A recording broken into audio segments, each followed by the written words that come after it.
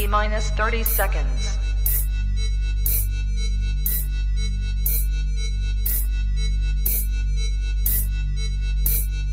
T-minus 20 seconds.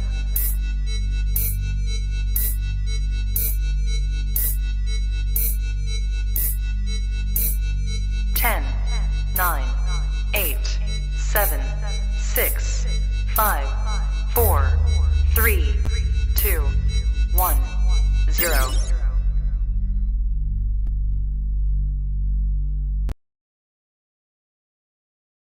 Good. You ready for do more in the future? Trap Talk podcasts? Yes. Man.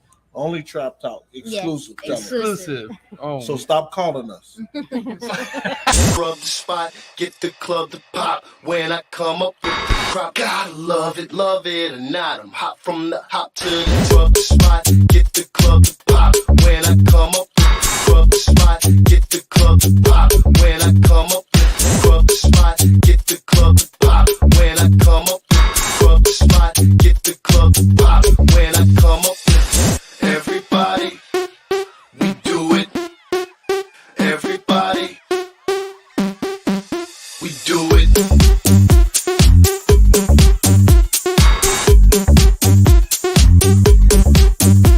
Do it. Do it.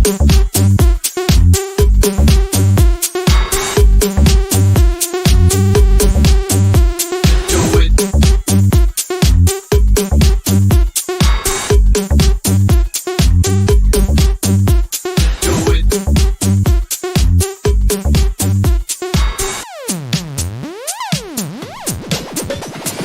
Rub the spot, get the club to pop. When I come up with the rub the spot, get the club to pop. When I come up with the rub the spot, get the club to pop. When I come up with the rub the spot, get the club to pop. When I come up.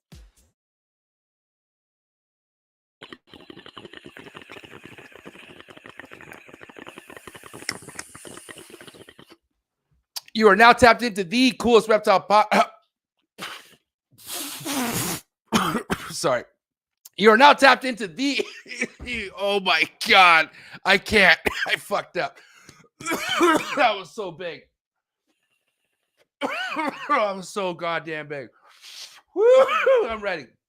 Let's try this again. Give me a second. 1 second. Thank you for being here. You are now tapped into the. Oh shit. All right. Third time's the charm. Here we go. I got this. I got this.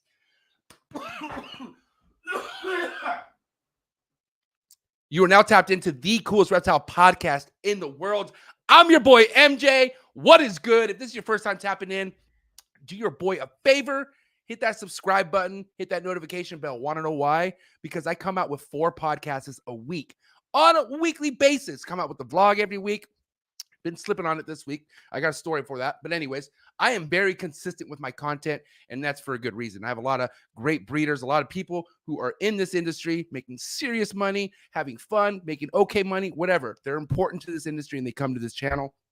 And you should be on top of it if you are a part of this industry. So that being said, you hit that notification bell. You stay on top of everything that I put out here. You hit that like button for me and the guest, or if you don't like me, just hit the like button for the guest. If you're enjoying the podcast, just hit that like button. YouTube keeps us relevant in the algorithm so people can actually see these guests and get information, because at the end of the day, anytime an important, not that none of my guests are important, but all my guests are important, but I'm just saying, anytime there's something important for you to understand or know, you'll catch it here on the show. But yeah, appreciate everybody. What's good with the early birds? Early birds up and jumping right now.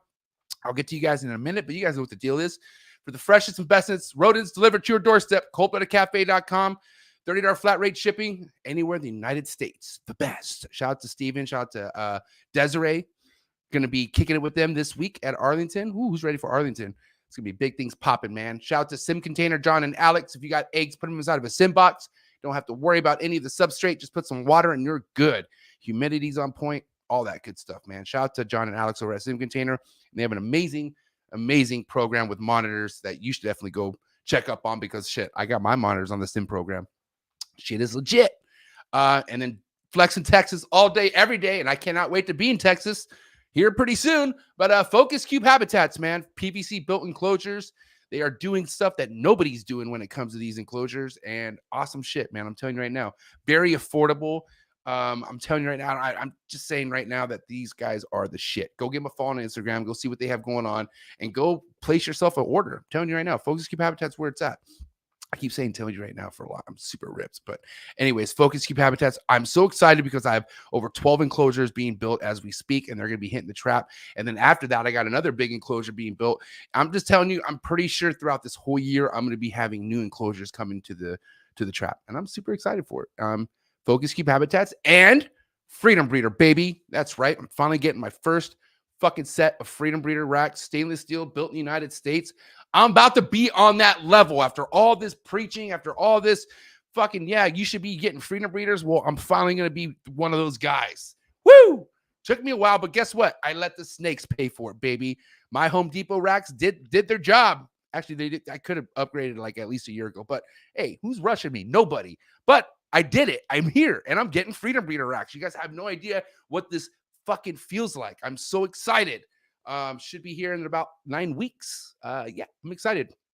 Guys, if you out there are really wanting to invest in your collection, and you know, you got some snake money and you're like, hey man, I kind of want to upgrade these melamine racks or whatever the hell that you're using that's not Freedom Breeder, dude, invest in yourself. I'm telling you right now, Freedom Breeder's where it's at. Shout out to Jesse, shout out to the entire Freedom Breeder crew. And yes, I'm about to be repping that Freedom Breeder shit all day, every day, man. And I'm always repping this guy. 110%. My boy Miguel Garcia, always evolving pythons. Haven't talked to him in a couple of days. Odd. Better hit him up. Hope he's doing good. But guys, go give him a follow, please. He has amazing ball python projects going nonstop. And he's always pumping out some amazing content on YouTube. Definitely does things different on his own. And I'm telling you, this guy he's Miguel Garcia. He's doing his own thing. Nobody does what Miguel does. And it's why fuck with him, man. AEP all day, every day. Shout out to Miguel Garcia. Shout out to Tina. Shout out to Jesse. Shout out to Aubrey. Shout out to Ace, the entire AEP family. Thank you for supporting your boy. Means everything. Guys, go give him a follow, please. Because if you're not, then you're sleeping on yourself. And yes, if you want to talk about the shoe-ins in the hobby, check out my man, Alan, Amazing Basins. Breeding some of the rarest shit that you could, you know, even dream about having. This is what this guy is right here. And he's my good friend, part of the wolf pack. It's my boy, Alan from Amazing Basins. Give him a follow on Instagram. He has some amazing basin projects going on this year. If you out there have been in this hobby or been researching basins and you really feel like you want to be a part of that basin life and you've done enough research, you know, I mean, enough research, like, you know, cha-ching, you know, not cheap. But if you want to get into that game, if you want to dabble and maybe some, you know, perhaps get, you know, a basin from the man, Alan himself, best thing to do is join his Patreon page. I'll tell you that right now. Go give him a follow on Instagram.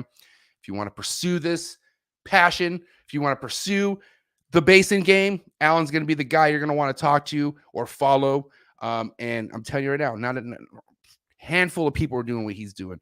And he sponsored the trap. Go give him a follow. He has amazing ball python stuff going on this year too. So I'm telling you, all you ball python Arboreal guys out there like me, go tap in my man Alan, and you could thank me later. Dude, new sponsor alert. Oh man. No offense. I did get approached by a few people who wanted to sponsor me after the year started. And I said, listen, I'm closed off this year, maybe 2023. But this year, I cannot accept no more sponsors. I lied. I am so sorry. What do you want me to do, man? This guy, Blake Stewart, he's the fucking man. This guy, Stuart Design.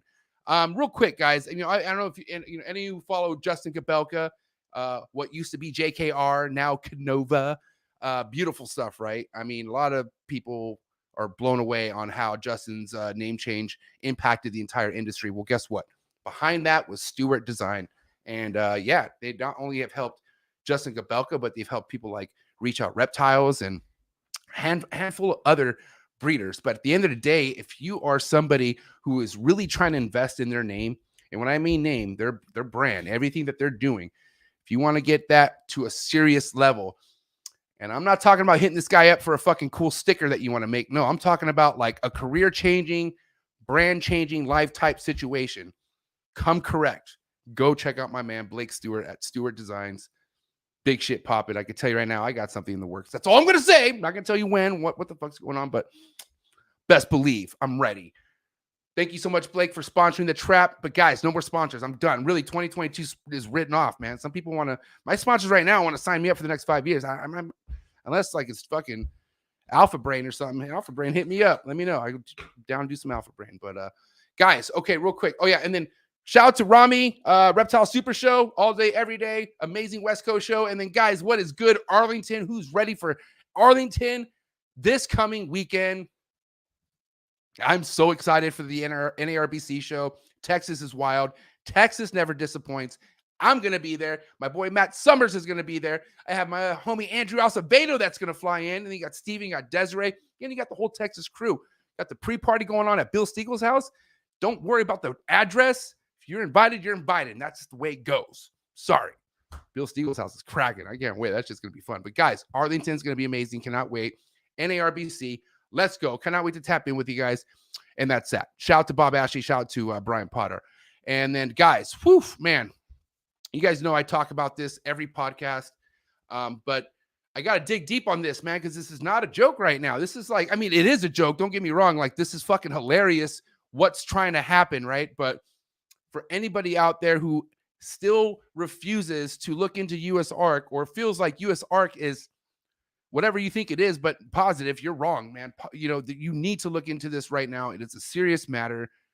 I'm going to go pull up. I'm going to show you how easy it is to look up US ARC. Okay. You're going to go to the website, usarc.org.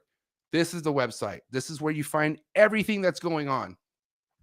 This is a fucking crazy shit, right? This is like not fucking, this is unreal.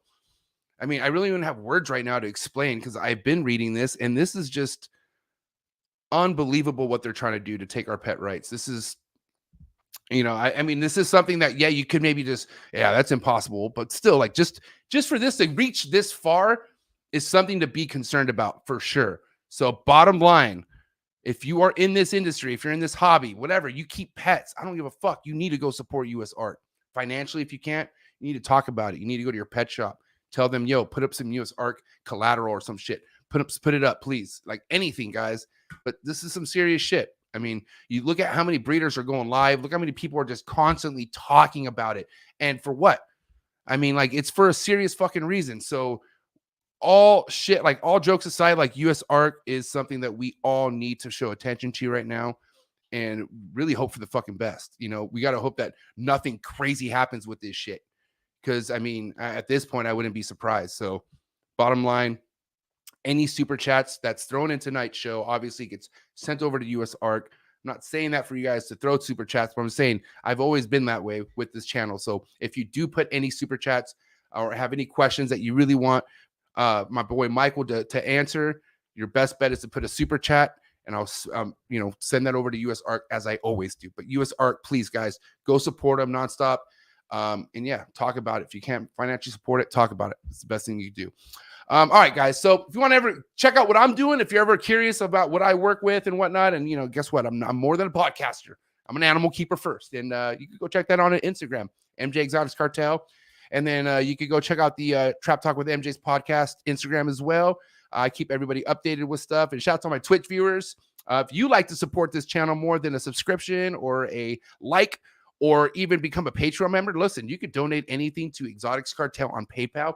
And I, too, send that over to US ARC. So I appreciate any donations. And then, guys, after this episode, I do tap in with all my Patreon members, my Trap family, all day, every day.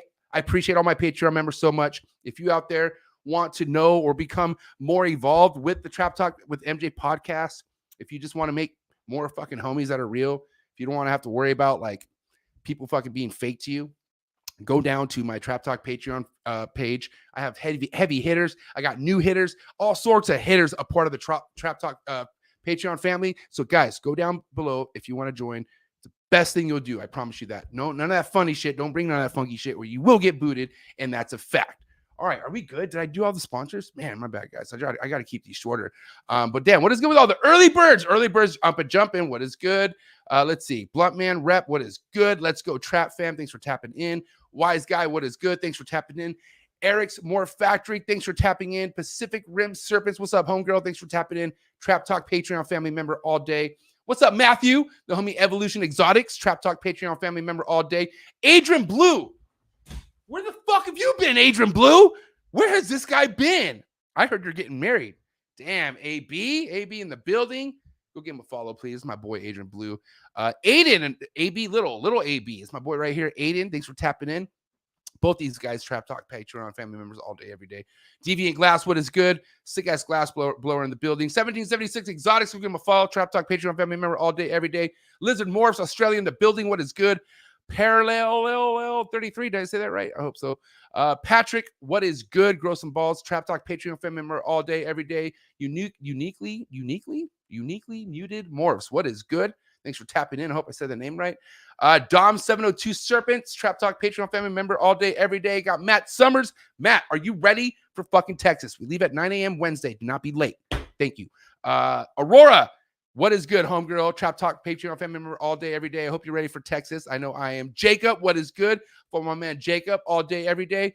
Let's see, a couple more. Let's see. Christopher Trippy, what is up, Trippy? I hope you're doing trippy stuff right now. Cool, awesome. Hannah Banana, what's up, Hannah? Texas, flexing Texas all day. We're going to end it. No, hold on. We're going to end it with my boy right here, Norway in the building. I love it when Europeans are in the house. I don't know what time it is over there where he's at, but he's tapping in right now. And this is my first European package that is being shipped, my first trap European package going to this guy right here in Norway, right there. Sick as fuck or what? I got trap production going to Norway. Shit is tight. All right, guys. Thank you for tapping in. Super excited for tonight's show because I hear very player things about this guy, man. Yeah, his name's Michael. My name's Michael. What do you know? Go figure. You know, that's I could already see how that works out. But at the end of the day, like, you gotta understand. Yes, there are tons of different species of reptiles or different species of herps that you can keep, right? And the thing is, geckos stand out to me the most because other than ball pythons and snakes, you know, I have other homies that if it's not snakes they work with geckos, and there's different levels of geckos. Like, there's so many different species of geckos, right? But then I came across, or shout out to Alex, my boy Alex from Arizona, fucking weird motherfucker, but I love him. I love him to death. But he put me on game with this guy, showed me his animals. We're going to look at his Instagram in a bit, but I was like, dude, this is nuts. Like, is this even real? And then he started dropping price tags because I was like, yo, what if I wanted a pair of those? And he was like, oh, you don't even want to know. And I'm like, no, I do want to know. Call him right now. And I made Alex call him, and the dude was nice enough to answer. I don't think he answered right then and there. We called back and fucking confirm the figures, and I'm like, holy shit, I want to know more. So that being said, I forget where he's from, but he's tapping in. He jetted his ass all the way from work to here, and I appreciate the effort, the hustle. Here he is, my man Michael Pannone. Did I say it right? Direct Pannone? Close. Pannone. Yeah. Pannone. Oh, I like that. Pannone. Yeah, What is that? It's Italian. I should have known that. Yeah, technically it's Pannone, but you know how my it goes. Pannone's sick, bro. I'm going Pannone, please. When the OGs immigrate over, they wanted to make it sound a little more American, so they dropped the long E. So yeah, thanks for having me. So they wouldn't be judged. Right. Dude, I'm glad to have you. I'm so glad you were able to make it. Again, thank you for taking the time to sit down and schooling me and a lot of my viewers about the gecko game that you're in, because the species of gecko that you work with is what? Chahoua. Awesome. Yep. And where are they from? They're from New Caledonia. So a lot of people probably know about Chahoua in relation to like crested geckos and Leachianus. So they're all from the same set of islands, New Caledonia. Got it. Okay. And I'm so, go ahead. Or did you want to say something else?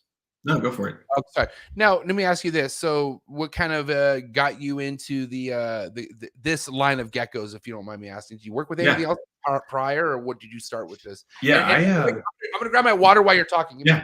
No, go for it. So I think probably like a lot of other people, like I came to reptiles from dinosaurs. When I was a kid, I was obsessed with dinosaurs. Like, you know, when I was like 5 years old, I could tell you the full scientific name of like almost anything in a book or anything on screen. And I think that the love became natural to jump from dinosaurs to reptiles. So through my life, I've had everything from like iguanas to turtles to amphibians like frogs and newts. I've had multiple species of geckos. I've had iguanas. I have a couple monitors now. I do have one snake. And so anyway, wait, what snake? It's I have a ball python. Yeah. All right. No, dude, what are you laughing for? That's epic. We could relate. All right. No, truly. I actually it shocks people, but I actually used to be afraid of snakes. And so at the end of 2020, I was like, if we overcame everything else and I lived through 2020, like I can overcome this fear too. So so I went ahead and I got a ball python. And actually, I like no lie, he's probably my favorite animal I have. Do you know his morph by chance, or like what he is? He's a like pastel ghost, like bamboo fire or something like that. Yeah. Did he come from this guy? I have a feeling he did. He came from actually one of my really longtime friends, Limey Smidger from Royal Reptilia. Oh, cool. So actually, like I've known Limey honestly probably since I was in high school, and he always, every time I'd see him, he'd be like, you want a snake, get a snake. And I was always like, I don't know. And like finally I was like, all right, I'm ready, and like let's make it happen. So yeah. But when I was in college, I mean, like you're not supposed to have any pets like living in a dorm, like we all know that. Right. So but I got to this place where I was like, what can I keep that's like low profile, doesn't need a heat lamp, that like can live at room temperature and is really low maintenance. And I landed on crested geckos like every other basic bitch in America. So no hate, sorry. So I'm not hating on the crested gecko game. Like I know some of you like go hard. Anyway, so I had crested geckos for a couple years.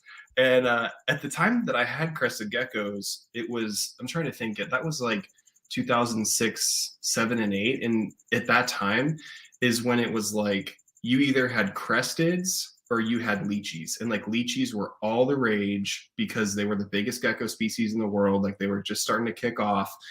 So you either had cresteds or leechies, and like nobody gave a shit really about any of the other New Caledonian species at that time. Right. And I kind of stumbled upon Chahoua in like 2009 because I was like, yeah, they're kind of like this perfect middle ground. Like they're, have you ever owned a gecko before? Yeah, for sure. Have you ever had leechies or cresteds or anything? No, unfortunately, it was just leopard geckos. I haven't had. I never had any of those. No. So leechies are notorious for having like fairly bad attitudes. Like they will bite you and fuck you up, like no big deal. And cresteds basically like have no personality. So when I came to Chahoua, it was like, sweet, there's this gecko, like they're, fairly good size, like 60 grams. They've got prehensile tails and they have a good personality. And like I was sold. So I got my first one in 2009. Oh my God. Now, okay, let me ask you this. Yeah. What was the investment side like going in? Or was there even an investment mindset? Like, was it more of just like, I want this cool pet, or you like, I want to breed? Yeah, no. So at that time, there's something that's fairly well documented with Chahoua, and it's underbites. And like, we can go into this on a whole aside, but for years and years, I think as we were trying to figure out the nutritional needs of this species, a lot of people weren't feeding them enough calcium and stuff like that. So one of the byproducts is like if the female is not adequately supplemented when she lays eggs, not only can she calcium crash, but like something happens, whether it's the calcium matrix of the egg or the embryo. But it's fairly common, I hate to say, every now and then for Chahuas to have underbites. So, I was like a poor college kid, and I was searching around, and I found somebody who had one with an underbite, and I think I bought him for $199. And I was like, sweet, I just want one. Like, I just want one to have. So let me see, I'll pick him up and see how it goes. So my first Chahoua actually was $200, had an underbite, really basic, like mainland, like not anything cool. And I loved him. So over the next couple of years, I started picking up and adding a couple extra. And then, like moving on, being in an apartment out of a dorm, I had more space and stuff like that. And then I would say the popularity and the prices probably really took off around like 2012. And then at that point, like I had a couple of them, so I was in a good position to like, sweet, and you're like coming out of like school, so I was basically broke. So I was like, yeah, if I can breed a couple of them and sell a couple of them for like $400 or $500, like that'll give me a little bit of extra money to go out and party with. So then it actually just grew from there, and I had a couple other species, but like around 2011, 2012, I was like, it makes more sense for me to like dedicate all my time to this species, and so that's where we're at now.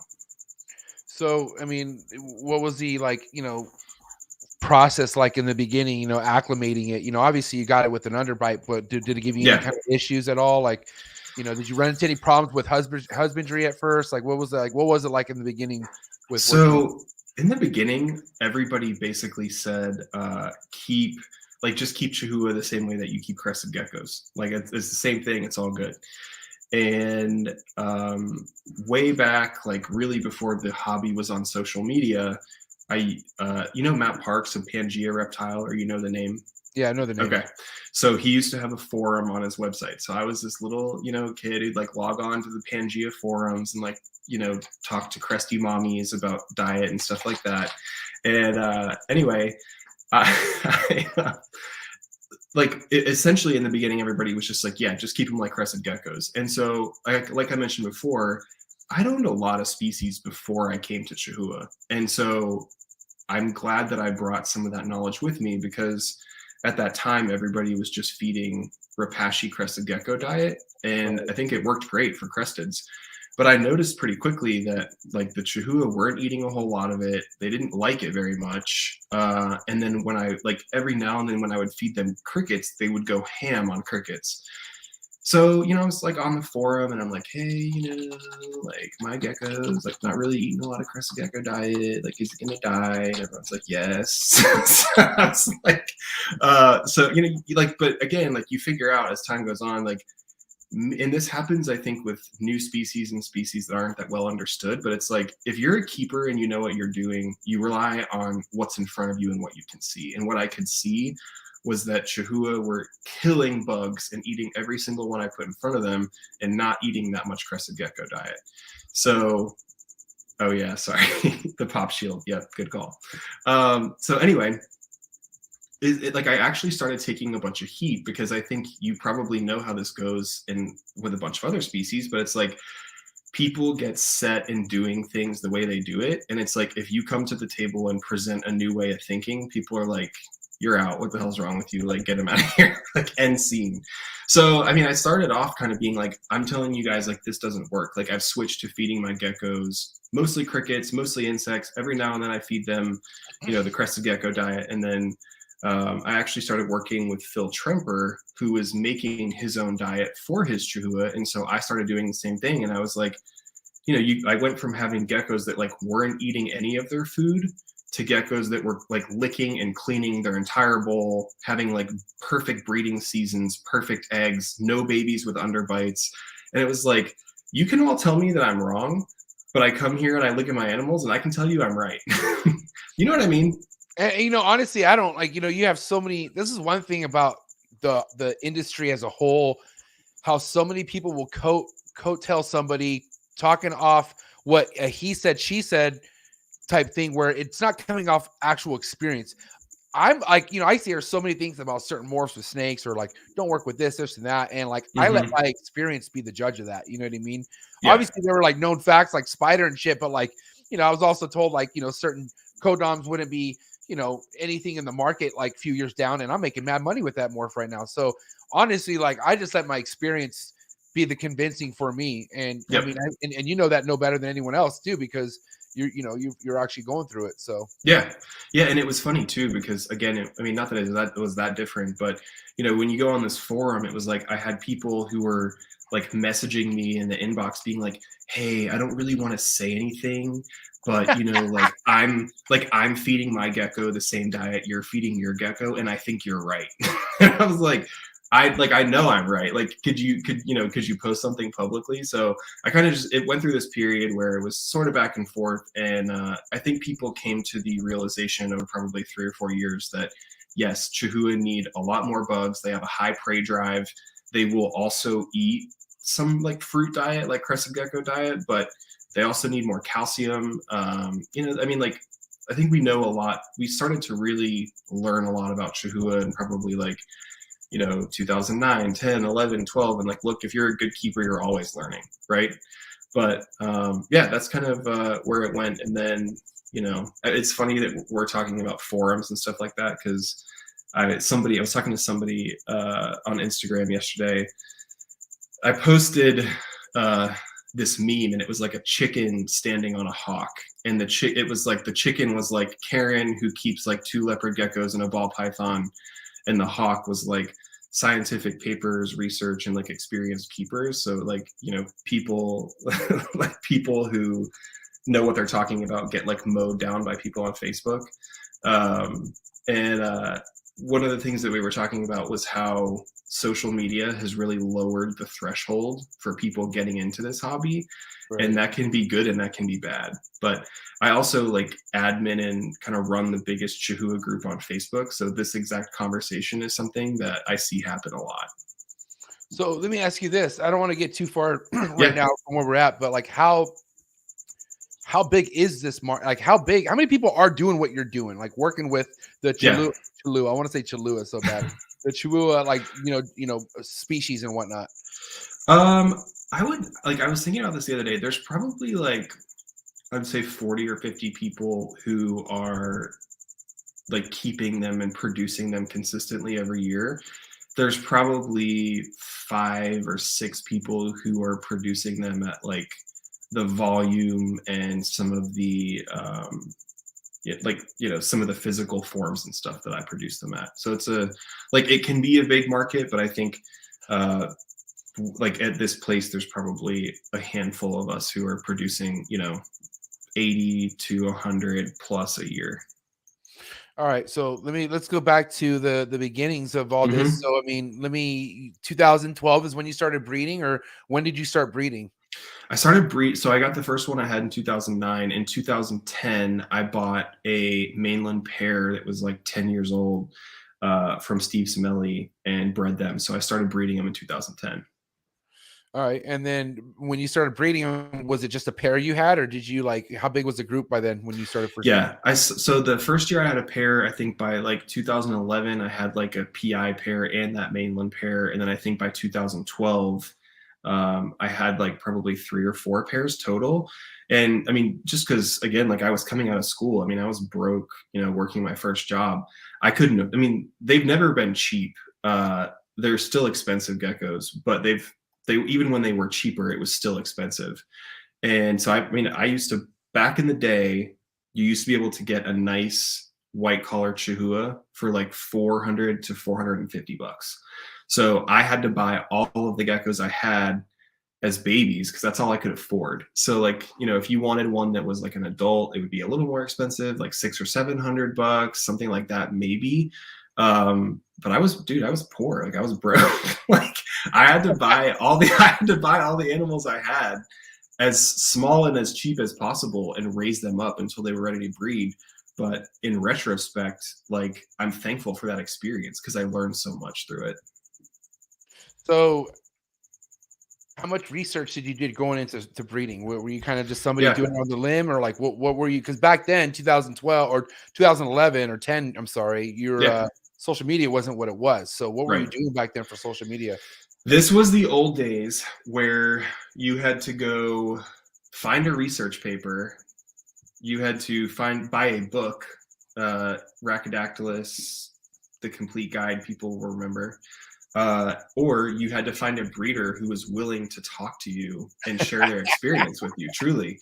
So, the guy who got me started and really helped me was Phil Tremper. And like, we're actually still really good friends to this day. And Phil keeps a lot of species. A lot of people know him.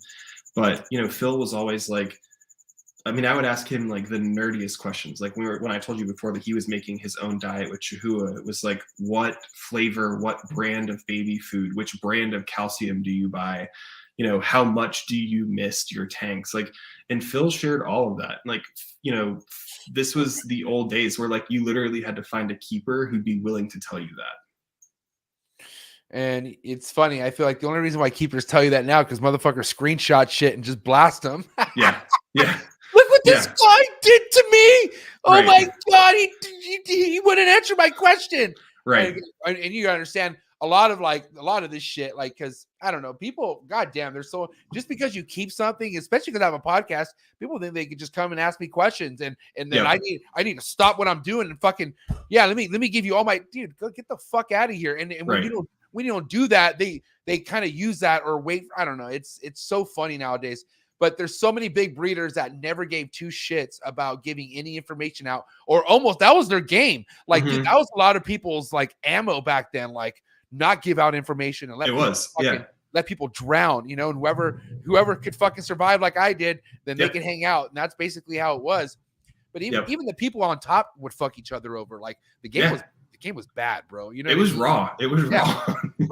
But the thing is, the game's still bad, and things still need to be called out. And you know, I've lost sponsors over this because you know they say, oh, you shouldn't talk about this.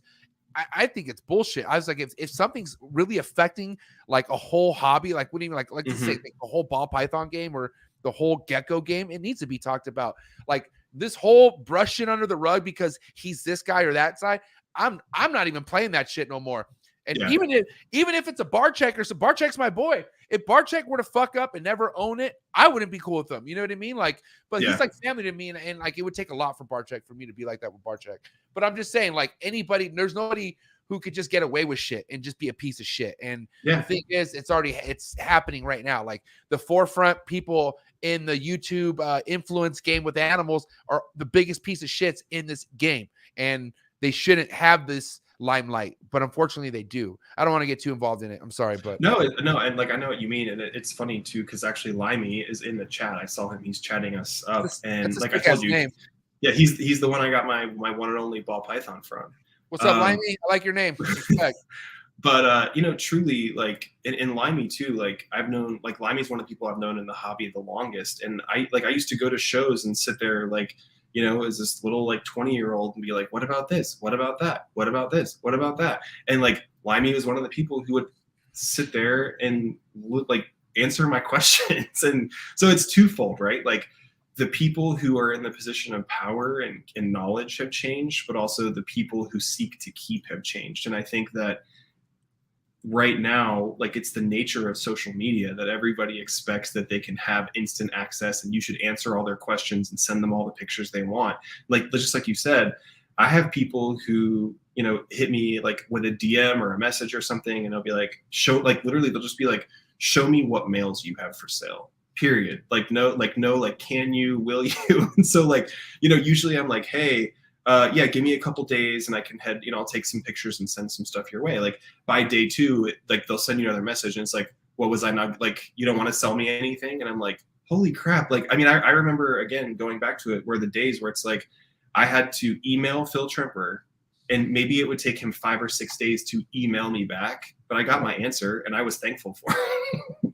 There you go. You know what I mean? Yeah. I mean, I could tell you this, man, at the end of the day, there's this people out there who really come with good intentions and want advice. And I've made friendships with people like that. But you have so many other people that are just fucking goddamn window shoppers and here to just like literally like maybe shoot the shit but not really want any. Like it's just weird. It's kind of like, what's your purpose? You know what I mean? And at the end of the day, I do know that there's some people who've been involved in this where they could have some mentorship. And I found who mentored me and I stuck with it. I didn't go find fucking 20, 30 mentors. You know what I mean? And I feel like people just need to trust the process as it goes along because, you know, people, I talk about this all the time, Michael, that this hobby is growing on all floors, you know, Gecko game, ball python game, it's growing. But what's growing with the people coming into this is the people wanting to shoot up so quick. Like they come in and they'll probably look at your collection and like, oh, well, fuck, I want that. Or, you know, and even people with people who have money and just want to rush the process. And you're better off if you're broke going into this. You want to know why? Because you could, that's what saved me. I'm so happy I started into this game a poor motherfucker, because if not, I would have been a piece of shit keeper. And I'm admitting that right now. Because I know what you mean. I had to be so smart, and I knew how expensive shit was. I knew I wasn't selling drugs no more, and I couldn't just make quick money. I had to be super, super smart. And I'm glad, bro, if it wasn't for that, and if I didn't know the true value of that and let everything, like, you know, I talk about me just getting, I've been in this game for 4 years, knew about Freedom Breeder racks for going on 3 years, and I always wanted them, but I was like, I'm not going to drop 10K out of my rent or bill money. Like, I need to find a way to make the snakes make that money. And it took me 3 years. It took me 3 years, and here I am. I'm fucking, this year, I'm fucking not blowing it, but I'm shitting it on all fucking brand new enclosures. Like, I'm so stoked. You have no idea, man. But process is everything, man. And like, you know, I don't know. I was It just is. I was just so happy to work with animals, and I did. I would see bar check videos and Miguel videos and Kabelka videos, and I never wanted to be them or be like, oh, I wish that was me. I was just couldn't believe there's shit like that going on. I was just like, oh my God, this is insane. And it's crazy how when you just let things happen, how quick things could go when you're not worried about the time. You know what I mean? Yeah. Just have fun. Because when you're having fun, dude, time is nothing. Time is, because people sit around and like dwell on their feelings. When they have too much time on their hands, what do you think they're doing? Killing time. What do you think they're doing? They're not being productive. They rather just be a fucking piece of shit. And no offense. I mean, like, being a waste. I've been a piece of shit before. I'm just saying, I know there's got homies out there who are like low key, just couch potatoes. And that really just doesn't really do anything for you if you're not really making moves. So I don't know, man. It's being a human isn't easy. It isn't easy. Yeah. And I think like another thing you hit on too was like, I think that there are a number of people, and I've heard people call it clout, but I think there are a number of people who see something on social media, like whether it's a YouTube video or an Instagram post, and like get animals with the intent of being able to make similar content. If you are getting into the animal hobby to be able to showcase animals and like show people what you have, let me tell you to like go waste your time and do something different, because what happens on Instagram and YouTube is the best 5% of what it really takes. Like what you don't see is the grit and the game behind the scenes. And like, you can get into it for different reasons, but it's not like when you're dealing with living things, it's not about like clout and like hashtags. It's not. Well, here's the thing about what we do, right? And as long as we keep things living, there are things that die, and there's things that die that put us in a situation that makes us want to throw the towel in. It's now. Dude, my heart has checked out of this shit a long time ago. If something dies, charge that shit to the game. It's not like obviously it's not like a dog, but I love my animals and steaks, but these are things that are not in their environment. Like they are taken out of something that they're normally not in, and you're trying to make it, and you're trying to make it happen, and there's so many things on top of that. Not only are they not in their environment, but you have NITO, you have all these other types of shit floating around, and people just with improper fucking care techniques, all sorts of stuff, man. I just know, shout to Andrew Acevedo, my boy Andrew, but he has always told me, man, your collection's amazing, but just enjoy it while you have it. And like, I used to kind of think like, wow, what a dick thing to say, but he's really serious. He's like, bro, this shit could be gone tomorrow. Like it really can. Like, and I don't want to be all like Forrest Fanning and say everything has NITO, but fuck, everything has NITO. I'm just kidding. No, but I'm serious. Like, it's just like, I'm very fortunate just to be in this position to be around animals. And I don't know, man, at the end of the day, if you're meant, like I say this every episode, if you're meant for this game, things will land in your lap and you will be in this game for the rest of your life. And if you're not meant for this game, you're going to check out. And it's as simple as that. And the thing is, bro, I do my best to try to look through people to see who's in this for life and who's in this for not too long. And if I have a feeling that you're not in this for too long, you're not going to get much of my attention. I'll tell you that right now, because I take this shit, dude, Michael, I take this shit serious.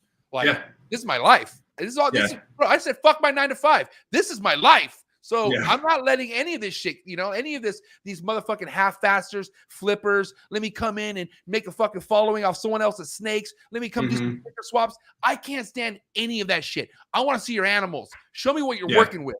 So anyways, let's get back to your animals. And show me how you keep. And show me how you keep. Exactly. Yeah. Prove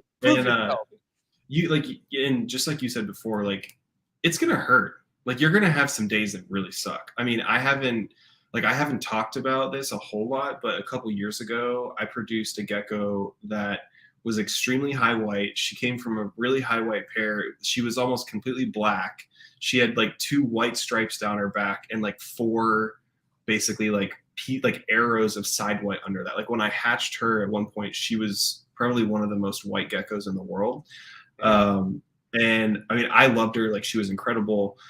Well, I raised her up, like incredible animal, took a lot of pictures. Everybody was like, holy crap, the famous last words, like, put me on the waiting list, put me on the waiting list, put me on the waiting list. And so anyway, What happened is like really tragic. I've never had this happen with any other animal in like all the hundreds of Chahoua that I bred, but she Right. was an adult, like getting ready to breed. You know, I went in and I noticed like one thing is Chahoua do sort of like slow down and brumate a little bit over the winter. Like they eat less, they're less active. So when you see an animal that's like losing weight during that period, it's not necessarily uncommon. But anyway, this gecko went off food completely, really wasn't eating, started losing weight. And so you go into that period where you're like, are we good? Are we not good? Should I be concerned? Right. Make a long story short, she got completely lethargic, had to bring her to the specialty vet. And what happened is like as she was approaching, you know, sexual maturity, one of her ovaries started producing an egg at one point, and then a couple weeks later, the other egg started like forming in the other ovary, and they became like one was huge and one was small, and it became a blockage, and she died. So like at that point, like nicest gecko I've ever produced died. It happens. It happens. So, you know, I mean, you got to get, if you're committed to it, you get back up.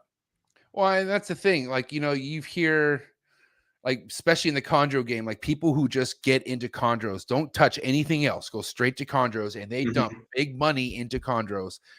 Dude, that's like, whoo, like, are you like, I mean, I don't know. Like, if you're doing that, you better hope to just say, hey, even if breeding doesn't work, I have these beautiful pets. And people do that, you know, like they're saying, hey, I want to buy these. And, you know, I've helped people get snakes with no experience. And I tell them, listen, I don't recommend this and that. Well, I don't, even if they don't breed, I just want them as pets. Okay, cool. You know, even that, like, I'm just saying, like, there's this, it's kind of watching like two trains go ahead, like holy shit, here we go. And dude, you want to watch two trains collide all the time, just go on Facebook groups. Holy shit, that's a shit show, man. And honestly, like I say, man, I'm like a recovering, but still like I relapse of being toxic, like meaning I like some of that toxic shit. I just sit there, I just like, oh my God, look at this shit. No, I get it. We all laugh. Yeah. I get it. And you know what I'm really bad is I'll chime in, and that's shame on me. I'm trying to learn, but I only chime in on like the emeralds and like when it's like my passion shit. Anyways, but if you really want to see two fucking idiots, just,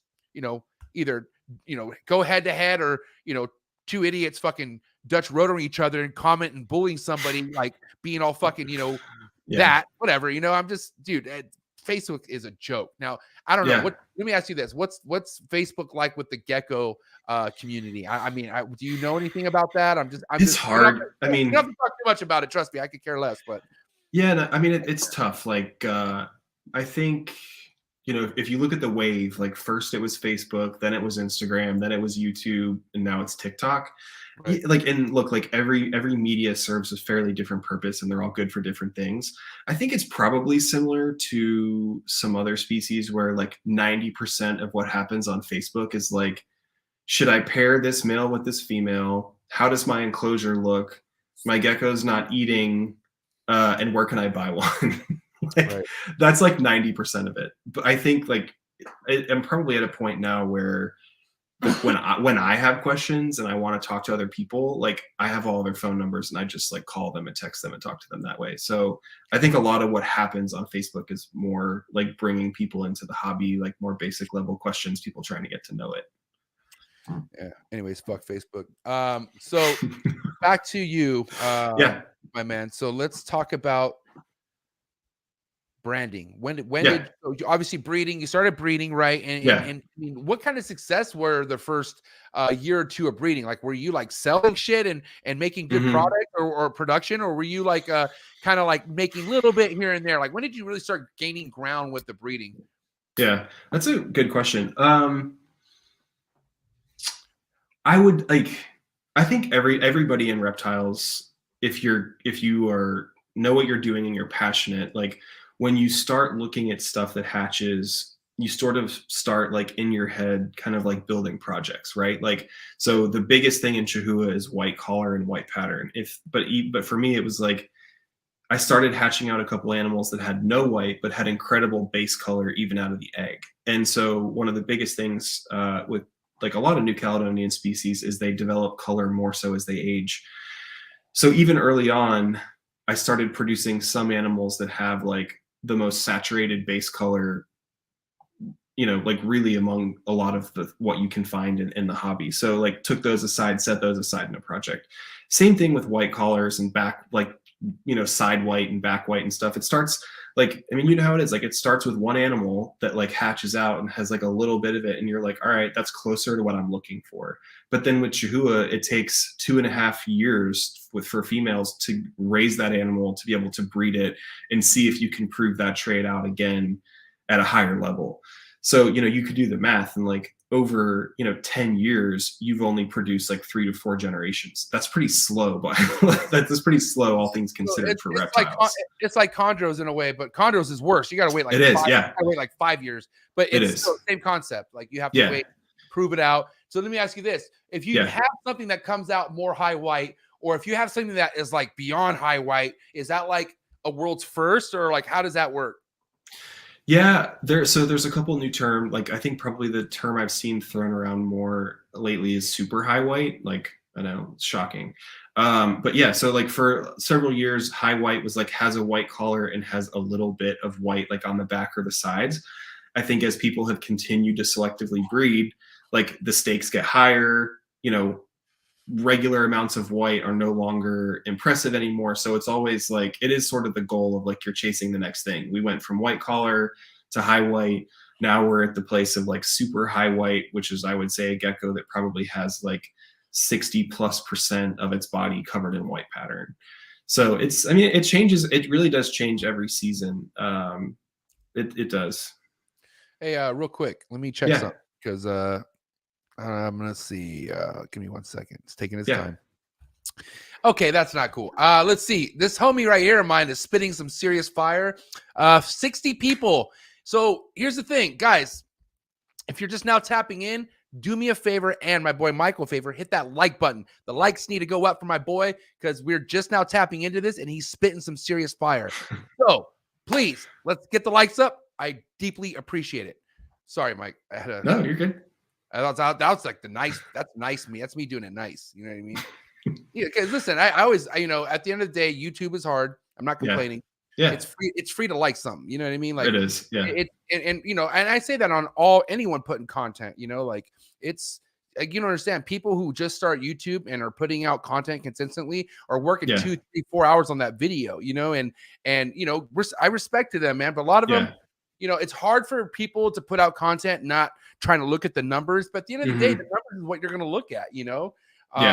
So I got to say, anybody out there who does YouTube and shit and your likes aren't where it's at, they'll get there. Trust me. And, you know, you don't maybe have to punk people like I do for likes, but at the end of the day, your likes will go up. Just keep putting out that content. Shout out to anyone who does YouTube. Now, hold on. Do you do YouTube? Have you ever done any YouTube before? Yeah, like years ago when I had more free time, I would like take a video here and there.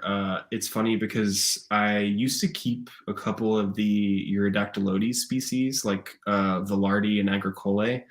And when I did, like, I made one video of like Urodactylodes species, how I keep them. And that video performs significantly better than any Chahoua video I have uploaded to YouTube. I do not know why. Like every week I get a comment from somebody being like, oh, do you still do it this way? Do you have any for sale? And like this video is at least 5 years old now. Actually, it's probably older than that. Anyway, I have done some YouTube stuff. I wish I had more time, because like I feel like you were kind of hitting on it before, but people who do it know it. Generating good content takes time. Like it really does. Like it takes time. It takes money. Yeah. It's, you know, any queef can like pull out your phone and like take video. Like making it good is what separates the men from the boys. Like, you want to know who, you know, he's not, I don't want to sound like I'm like, feel sorry for him or anything, because he's still killing it. But my boy, Brian Cusco, man, like the way he puts out, you know who Brian Cusco is? Yes. Triple B TV. He's like, he's the reason why I even wanted to start YouTube. It wasn't Brian Barczyk. It wasn't Miguel. Shout out to them, but they do YouTube in a sensation way where I can't be that guy. I just got to be myself. Not that they're not being themselves, but that's just that to me, I can't do. But Brian is just kind of like, I don't know. He found a rhythm to just put out content like he's vlogging his daily life. Like it's just another day. But dude, he is so good at it. Like, I wish I was like I just wish I was like somebody in the film business or something to fucking hire, get this guy a gig or something. Cause I don't know. I just feel like somebody like people like Brian Cusco, I feel like his YouTube is underappreciated a lot. Like he still has a good following, but man, I feel like he should definitely be like over 100K and stuff, or but I don't feel like none of that numbers matter. But I just, the way I look at Brian Cusco, he's definitely somebody who inspires me when it comes to putting out quality content. Guy's so good at it, man. So shout out to you, Brian. I love you wherever you're at. You're my boy. Anyways, who's one of your favorite YouTubers? Do you have anybody out there that you feel like is doing it right, or somebody that you like would maybe check out every now and then? So yes, actually, right now I'll say this. I've had Ackie monitors on and off over probably 10 years. I had two like many years ago. They were both evil. Actually, I traded them to my friend Limey, who's on here. And then about 7 years ago, I was, like, if you keep monitors, I mean, you have monitors, like a monitor is really like a crowning achievement for anybody who loves reptiles. Like it just is. Like you come to reptiles, you probably love dinosaurs. Monitors are the most prehistoric thing that you can raise, and if you do it well, it feels really rewarding, right? 100%. I hate you, Limey. So anyway, a couple years ago, like I wanted something, like a smallish to medium-sized lizard again, because like as much as I've focused on the Chahoua, it's always fun to have a little side project, right? So anyway, I started looking around, and it was actually, I think it was on Fauna. This woman was like, it was a Facebook group. This woman basically was like, I bought my kids an Ackie, I set up the tank wrong, and I set it up so that the thing could get under the heat bulb and touch it. And she burned her entire back. It's all like one big scab, and I feel like an asshole, and I want to turn her over to somebody who can take better care of her. And I was like, sweet, I'll do it. Because I had already had him. I had a tank. I knew how to set it up. So anyway, I've had her for like 7 years, and I've wanted to get another Ackie or two. So I have another one. I have another one coming in soon. So there is this guy who goes by Professor Herp on YouTube, and he's super passionate about about Ackies, like does an incredible job. He's a super nerd. Like it's not high production quality, but it's just down to the same thing of like somebody who really kind of like spins and like can share experience and like what works and what doesn't. And I've really enjoyed it because like, if you're not worried about like getting down and dirty, and you're not worried about how you look on camera, and you just want to share knowledge with people, like that's what that's about. His name is John Armando. And he has Instagram as well? I think he does, yeah. But it's like, it's one of the beauties of it, I guess, is like so many different people like me, I guess, who specialize in different species. When you want to go find something, like what do? You find somebody who's a specialist. So like, as I've been here getting back into monitors again, like he has the greatest videos in terms of like lighting and hand taming and like how you should keep them and how you shouldn't. And, that's cool. Like if you want to go learn from somebody who's nerdy about it. And that's what I'm saying. Like, that's like, you need to, like, if you like, especially something that's hard to get, right? Like, there's a lot of things I'm into that people that are getting a lot more popular now, and people are sought after them, and they come to me because I talk about them and I have them all over my page, but I don't breed. And if I do breed, I mean, I have aspirations to breed, but even if I do have production, I'm not going to post these for sale. Like, and they're go, well, how can I find some? And I can either lead you to somewhere where there's going to be a list. I could lead you somewhere where it's going to be a price tag where you're going to be like, I can't afford that. Yeah. So if you're trying to find a way, because people always ask me, well, how did you do it? You got to find someone who's geeked out over them, and you got to start, even maybe not go to someone who works with designers. Find someone who's working with some really nice undocumented imports where like their babies are like $1,200, but there's still so many new people coming into this chondros for the last few years that are now successfully starting to breed chondros. It's going to get bigger, but at the end of the day, dude, like it's your job to go find that person and get mentorship from. Like, it's not going to get handed to you. Like dude, that's such a good point. And you kind of hit on it before, but I mean, the thing about social media that I struggle with is that social media gives people access that we used to not be able to get back in the day. So what that means is like, in the day, you had to go find the scientific papers, and you had to read books, and you had to find a nerdy somebody or a breeder who knew what they were talking about. Nowadays, like, you jump into a Facebook group and you're like, does my setup look right? Cool. Like, okay, sounds good. And everybody's like, okay, now I'm an expert because I've had one for 3 weeks, and I'm going to hop on here and tell people how it's done. You know what I mean? Well, and what's crazy is like, I still need to learn lessons from this, but when I jump in on threads, especially on Facebook, is when somebody who's really highly respected giving their thoughts into the thread, and they just either look past what they're trying to say or literally blatant disrespect with their advice and want to do things their way. And that's at the end of it's not about doing things how we want to do it. It's doing what's best for the animal, True. And how do you know what's best for the animal when you haven't worked with it long enough? Like, even if 1 year, like, you ain't shit unless you've had these things for at least 3-4 years. I feel like, at least, like, you can't sit here and feel like you're well educated or you're well prepared to take on more things after. I can't say that because I've done it myself, but I'm just saying, like, you can't consider yourself remotely an expert at anything when keeping it less than fucking a year or 4 years. Like, I don't know. Like, and if that's why people like they get in this shit and they're like, their first year, they found their ways to get some adults at an age where after a year or so, they're breeding them together and they're like, oh man, I've had these locks. I better get this clutch. And like, and it's like, dude, like, chill out. Like, like, this isn't how it works, right? Like, technically back in the day, if you were to fucking pick up adult ball pythons, normal ball pythons, they're going to be like $2,000 each. You know what I mean? Like, they went for $1 a gram back in the day. And just because things are easy to get now doesn't mean you should fucking get a shit ton of it and say, oh, I'm going to breed it. I'm going to become a breeder.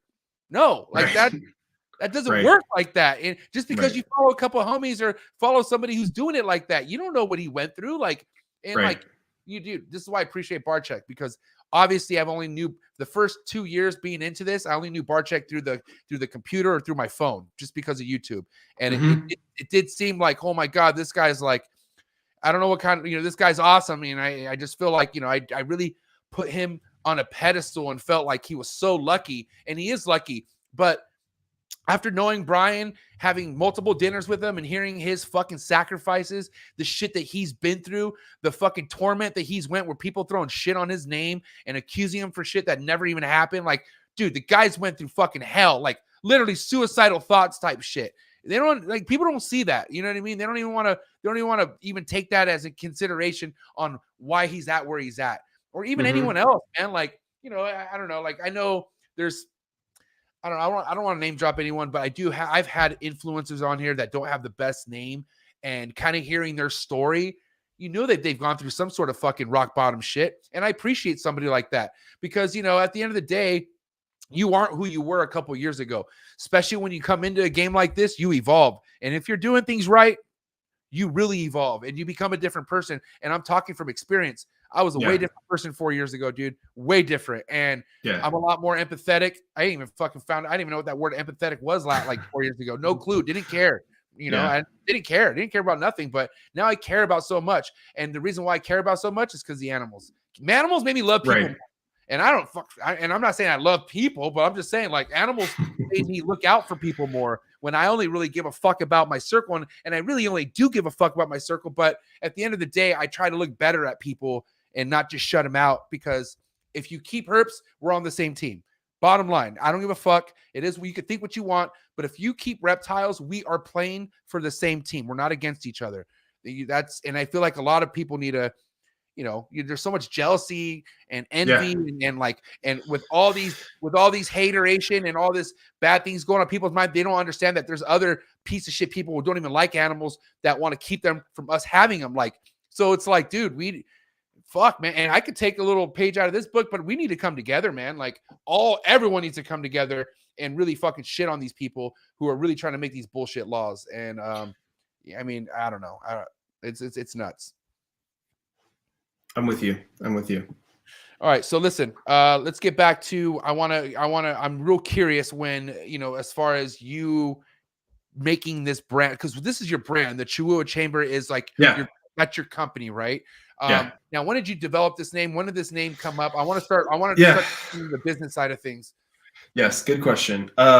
So let's see. Trying to think. The first like brand I had, alliteration always sticks, right? Like alliteration is easy for people to remember. Right. So the first, like the short term for how people refer to Chahoua usually is Chewies. So the first business page that I ever had was called Charming Chewies. And catchy, like actually, like some people still refer to me as that and think about that when they hear my name.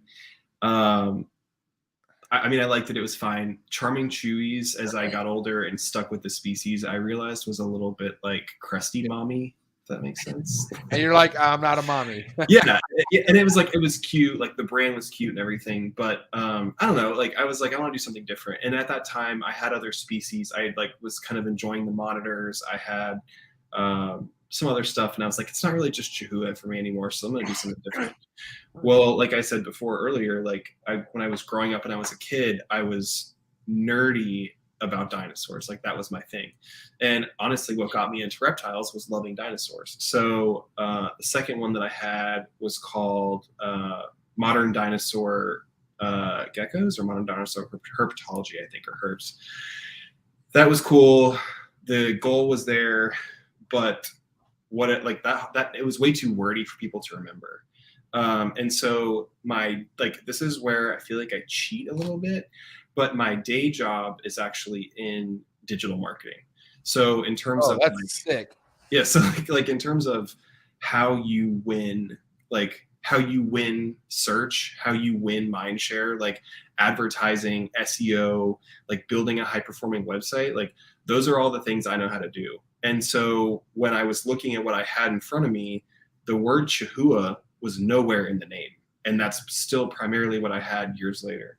So I went back, like I changed the name, I think it was like 3 or 4 years ago now, to the Chahoua Chamber, which is sort of like perfect because we still got the alliteration in there.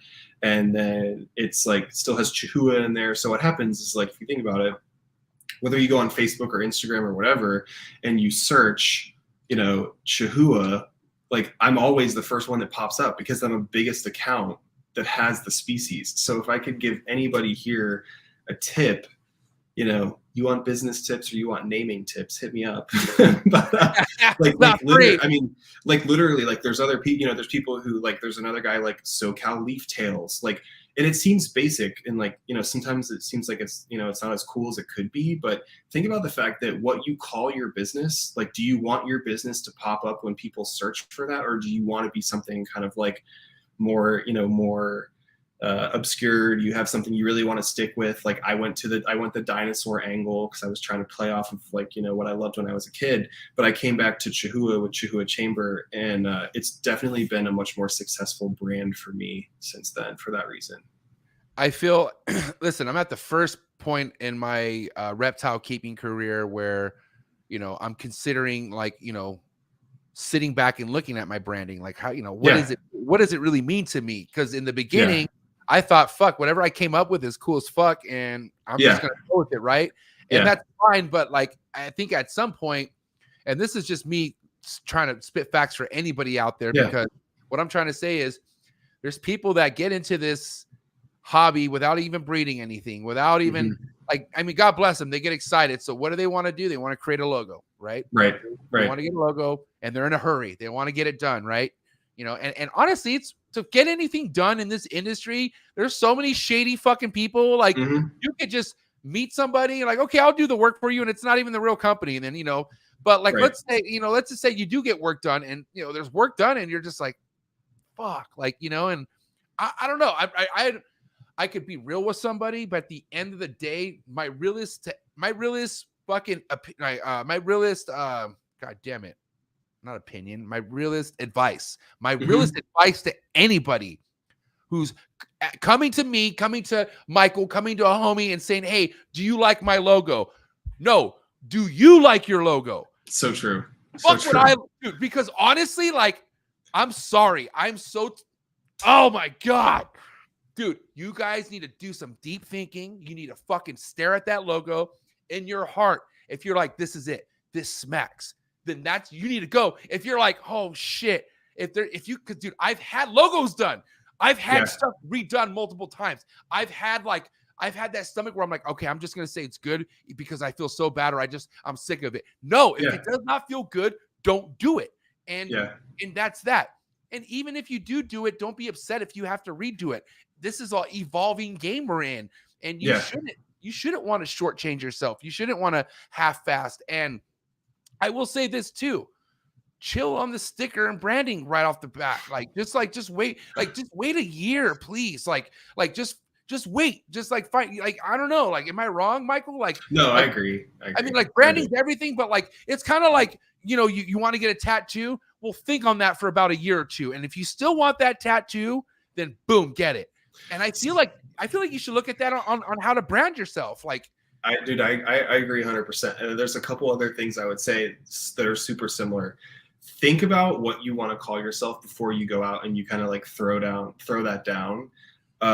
Because there are still people to this day, like I said before, who see my name or call me Charming Chewies. No, you go back and you research stuff on fauna, the first thing that you come up with is gonna be around as long as you're around. So think on it. The other part of it too is kind of related, but it's it doesn't really matter if you it literally doesn't even matter that much what you want to call yourself. Because people are going to start to know you as that anyway. And I say that because I had this crisis where I was like, God, Charming Chewies doesn't sound very serious. It's such a cresty mommy brand. It sounds cute. I'm a 6'1" guy with dark hair and a beard. This doesn't click. And what it turns out is that's nobody else overthought it as much as I was overthinking it. So it was if you can get something that works for you, think on it. Don't go spur of the moment. Think on it, come up with something that feels right, and stick with it. And just like MJ said, you don't have to jump on creating a logo and trademarking your business right away.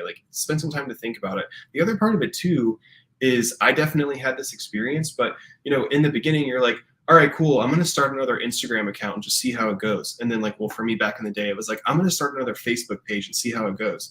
And so I got to this point where I was looking around and I was holy shit, this is a whole ass brand that I created. It's not an Instagram page. It's a real thing.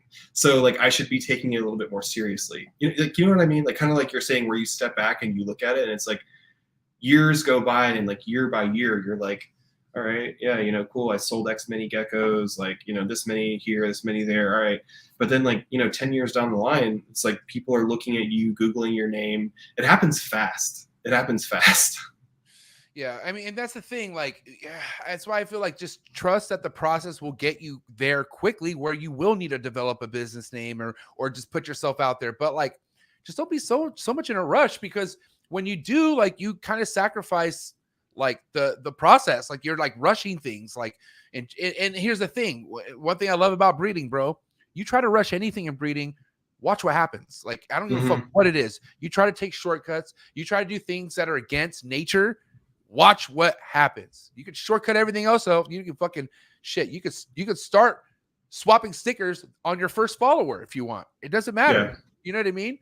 But at the end of the day, it's what's your work look like? What's your resume look like? You're basically trying to put a persona on where you don't even have no actual experience on your resume. And I feel like you should put more energy building relationships with people, becoming a part of Patreon pages, and building mentorships from people within, and not just getting the runarounds. Because if you don't know nobody in this and you're basing everything off social media relationships, you're going to get the runaround. And you eventually will find someone legit, or, maybe you'll get lucky and find someone legit off the bat, but you don't know. I'm telling you right now, this is as lovely as this community is, it can be super cutthroat still to this day. So I don't know. You can take it how you want it, but it is what it is, So let's get back to the breeding. Okay. So 2021, or let's just talk about the last couple of years. What's your production? What's your production been like? How many numbers of are you actually producing and all that good stuff? Yeah, good question. So I actually just bought a new house. Part of the reason that I bought a new house is to have more space for keeping reptiles, because I was essentially growing out of my old house. So what happened, again, you know, and especially with a species, I guess, that like takes a while to breed and raise and then, you know, get to breeding age and then breed, it happened fairly slow for me. But I would say, like, you know, I went from kind of producing like, you know, 5, 6 a year in like 2010 and 11, say probably like, you know, 12, 13, 14, I was producing like 20 to 40 a year. I had a couple years, I would say like 16, 17, 18, probably 19, where I changed around a bunch of stuff in my husbandry too fast and production went like way back down. And so through the 2020 season, I started like, once again, like what happens? I go back to the people who, you know more about the species than I do. I started talking to some people about, you know, like the temperatures I was using, and do you leave them paired up year round? Do you give them a basking spot? And I had a couple people who immediately were like, oh, don't do that. Like, that's your problem. And like, look, it took me 2 years of talking to people and having people tell me what they thought was wrong before I was kind of like playing around with it and figured out what was wrong. Right. So last year I produced about 110 babies. Yeah. And you know, as far as that goes, what's the holdback game like? I mean, theoretically, out of those many that you produce, how many do you want to hold back, or like, or how many are you holding back? Yeah, so there's sort of like you look at a couple, no matter what, you're like, whether it's male or female, like you're staying around. That's probably like 8 to 10 geckos in a season. There's probably another 8 to 10 that I think I really like you. And if you end up like this specific sex that I'm short, then I'm going to keep you for that. So like the last couple of years, myself and a lot of other people that I know have all been short on males. So I've had a number of geckos that I've kept and held on to, hoping to see if they're male. If they end up not being male, generally they end up getting sold. So that's probably like in total, that's probably about 20 geckos. So, you know, in a year like I just had, that's, I guess, a little less than 20%. So this right here, what are these all for adults? I'm assuming. Yes. Yep. So those are all the enclosures that I use for adults. And then a pair, like one pair lives in every enclosure. And now, real quick, let's go back to the mistake you made that kind of downed the production. What was that mistake? Yeah, so there's probably 2 things, and I'm giving up my secrets here on the podcast. So the people who are tuned in, like, you know, CJ and Jake, like you guys are getting like the real ass inside scoop. Can I capitalize on that? Yeah. The ones that are here are the real homies here for you, because I don't really have much of a gecko audience. So you're giving the tips to the fucking real ones right now. So shout out to you. Yeah, like truly, you know, I'm not out here like giving these tips out to just anybody. But here's the thing, like I was saying before, originally Chahoua eat a lot of crickets. What is in crickets? Generally, parasites. Parasites, right? Pinworms. Okay. I had not dewormed my geckos in a decade. Ooh. Do you know that pinworms have a direct impact on fertility? Studies have been shown that, especially in reptiles, parasitic load impacts fertility. This is crazy. No. So, okay. Okay. Continue, please. I did not know that. Yeah. So sure enough, like I had a friend who guided me through it. I bought a microscope. I put together slides.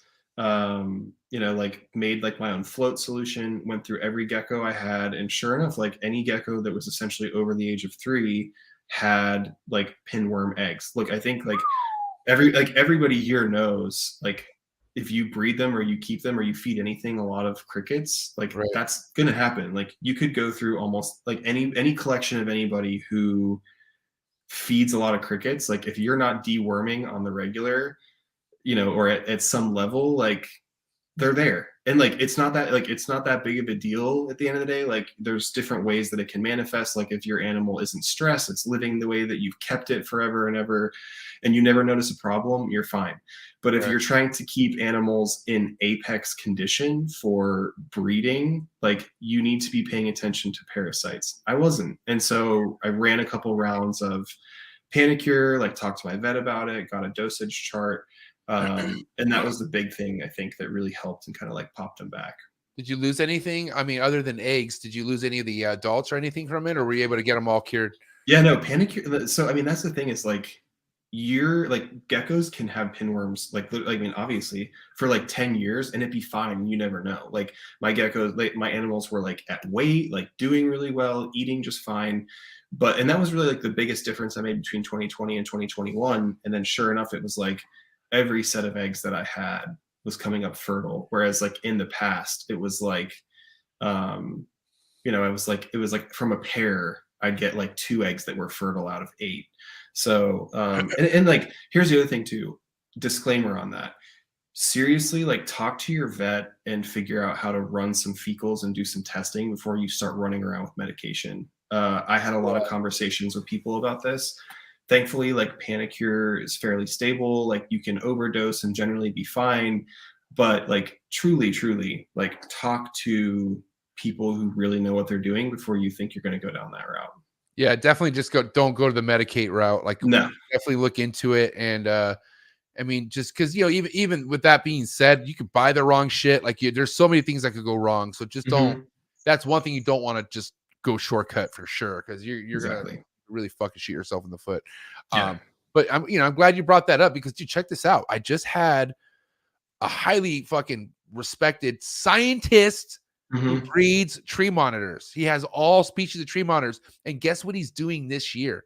Like he's changing his dieting, and he figured out that the tree monitors in the wild are rarely, if not at all, eating any kind of rodents.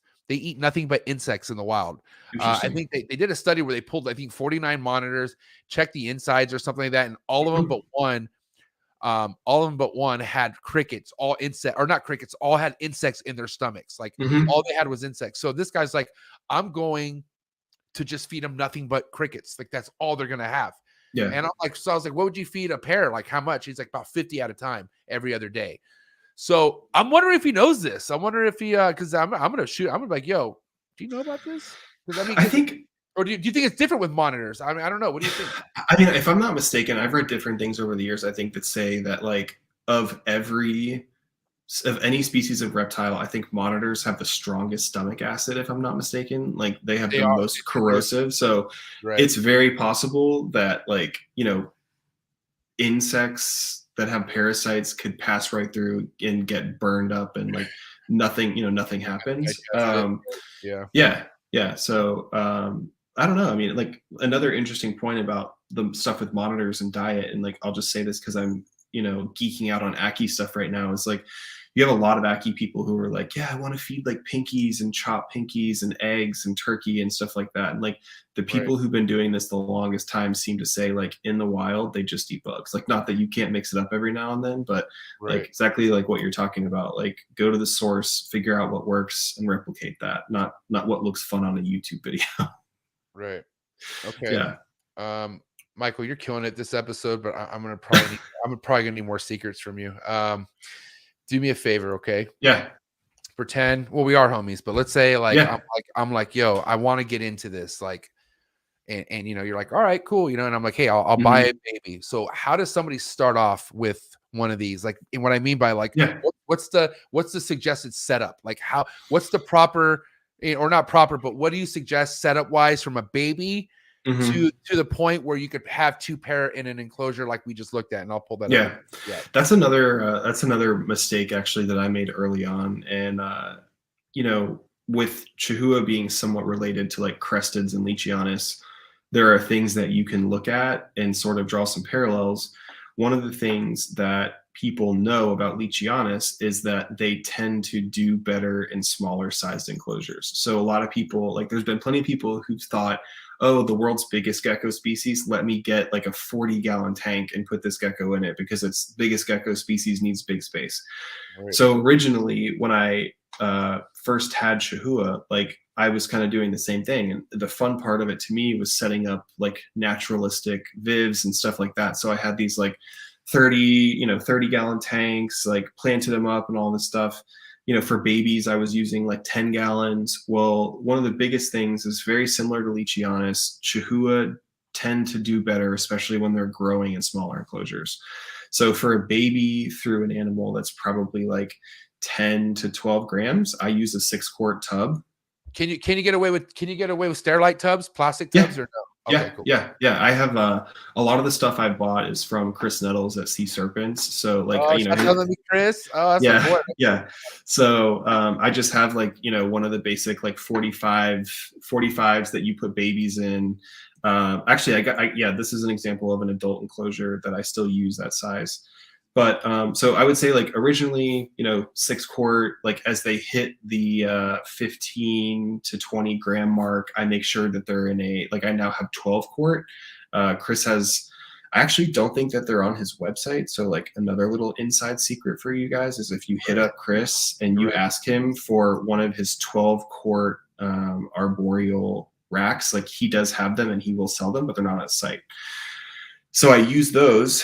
And those are good until they're probably like 40-ish grams. And then, by that time, like I've moved a female into one of the big tanks that you have up here. And so then she'll be ready for a male. And like, by the time males start hitting like 45 grams or so, you can get ready to pair them with a female in like one of the adult enclosures. So it goes like 6-quart, 12-quart, and then one of these adult ones, which these enclosures are about 20 gallons. And from what I can see here, you got, obviously you got some perches, going across, and then you have some cork wood. What's the substrate like? What do you have on the floor? I use at the bottom, there's a level of cypress mulch, and then on top of that is just organic potting soil. Oh, potting soil? Okay. Nice. Yep. And then you feed them. Okay, and then as far as the dieting from when they're little to the adults, let's talk about what you feed them. Yeah. So I feed heavy on crickets. As I mentioned before, I definitely feed heavier on crickets for babies. Young ones honestly primarily eat insects. So that's probably like per baby, that's probably, and I say baby being like under 12 or 15 grams, that's probably like 6 to 8 crickets, every second or third day. And then they also get like the fruit diet. Like I use the Pangea diets. They get those like once to twice a week. And then for the adults, like right now, because it's still fairly cold here, I'm in Atlanta, by the way. I remember that from the opening. Sorry. So I'm in Atlanta. Like the adults are starting to sort of like come out and kind of wake up for the season. And so they're actually barely eating anything right now. They're kind of in the process of warming up. They are eating some insects here and there. And then they will eat really heavy on insects. Like, again, that's like, a couple every third day. Right. I think that video in the middle with my monitor might have been the one when I had fed her like a stillborn Chahoua baby. Unfortunately, I don't know. Oh, that you just had no, you're good. And then when they get to be adults, I would say it's probably more of like 50-50. Like they eat like 50-50 bugs in diet roughly.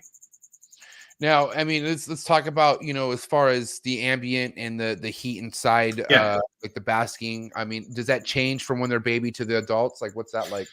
Yeah, so for my hatchling racks, like I have them set around like 77 or 78 Fahrenheit.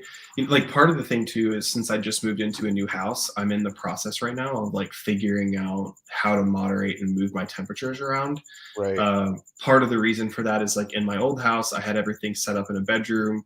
In this house, now that I have a basement, it's a little cooler down here. So I'm going to have some work to do. With figuring out temps and stuff like that. So babies are like 77 to 78. Adults kind of have a gradient that goes from like the mid 80s to like the low 70s, depending on how close they get to the bulb. And they'll eat each other for sure, or what? Because this fool's about to crunch a little. So that's a stillborn crested gecko baby. Oh, got it. Okay. Yeah, so they're a bit smaller, but ultimately she does snag that and throw it down. Oh, let's see it. Yeah. There it goes. I missed this. Hold on, let's get this. Wait. And then how often, like, would this be something you do rarely, or like, I mean, how often would you want to feed something like this to them? So that was a female who was like getting ready to go into a breeding season. She wasn't I didn't feel like she was putting on enough weight. And I was like, well, for the hell of it, like, let's see if she'll eat this crested gecko baby that was stillborn. And anyway, so like that, I mean, that's really rare. I hate to say, like, so last year I hatched, like I said, about 110. I think I had two or three babies that were stillborn. Generally, I just feed those to the monitors. It's just easier. Like, and the monitors are like, in terms of enrichment and something different, they're like, they go crazy on that. So yeah. Yeah, monitors do go crazy over stuff they enjoy. Like I just recently fed Mac Dre and Alice some salmon. Probably never do that again, but I mean, I'll rarely do it, but it's because it's just smelly and they go ballistic and they love that shit, man. They go crazy over fish, that's for sure. Yeah. I've heard, have you had this experience? I've heard some people say that you have to be careful what you feed monitors because sometimes they can develop like a specific affinity for like a food. People fucking love this video, by the way. It's me getting bit by a Chahoua.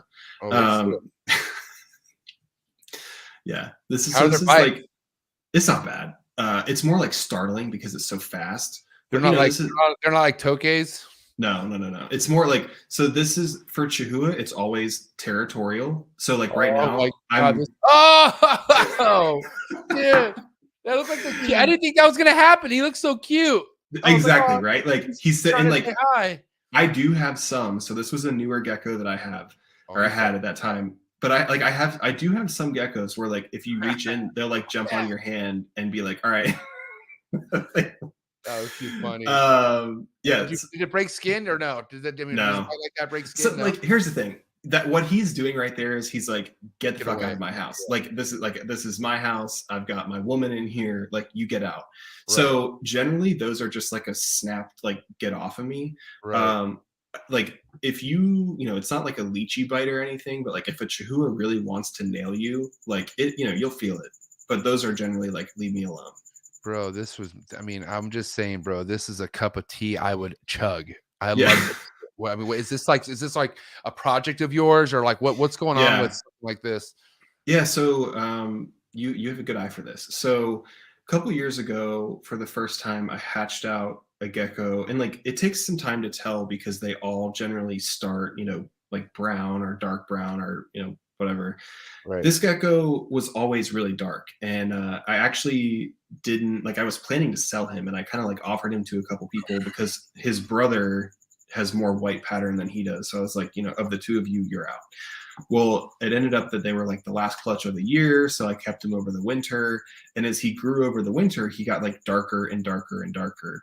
So now I've actually produced, I think 4 or 5 of them with this like super dark, if not black base. And then they also like the same ones, ironically, also are fairly high white. So you can see how he has like a white collar and some side white and stuff. So same clutch mate, or is this like same relative, or what's going on with this? That one is actually unrelated. If you scroll up, you'll see one. Like I have a couple pictures with one on my hand who's like black, and I was when that gecko came out, I was hoping it was female. God, so that what the fuck?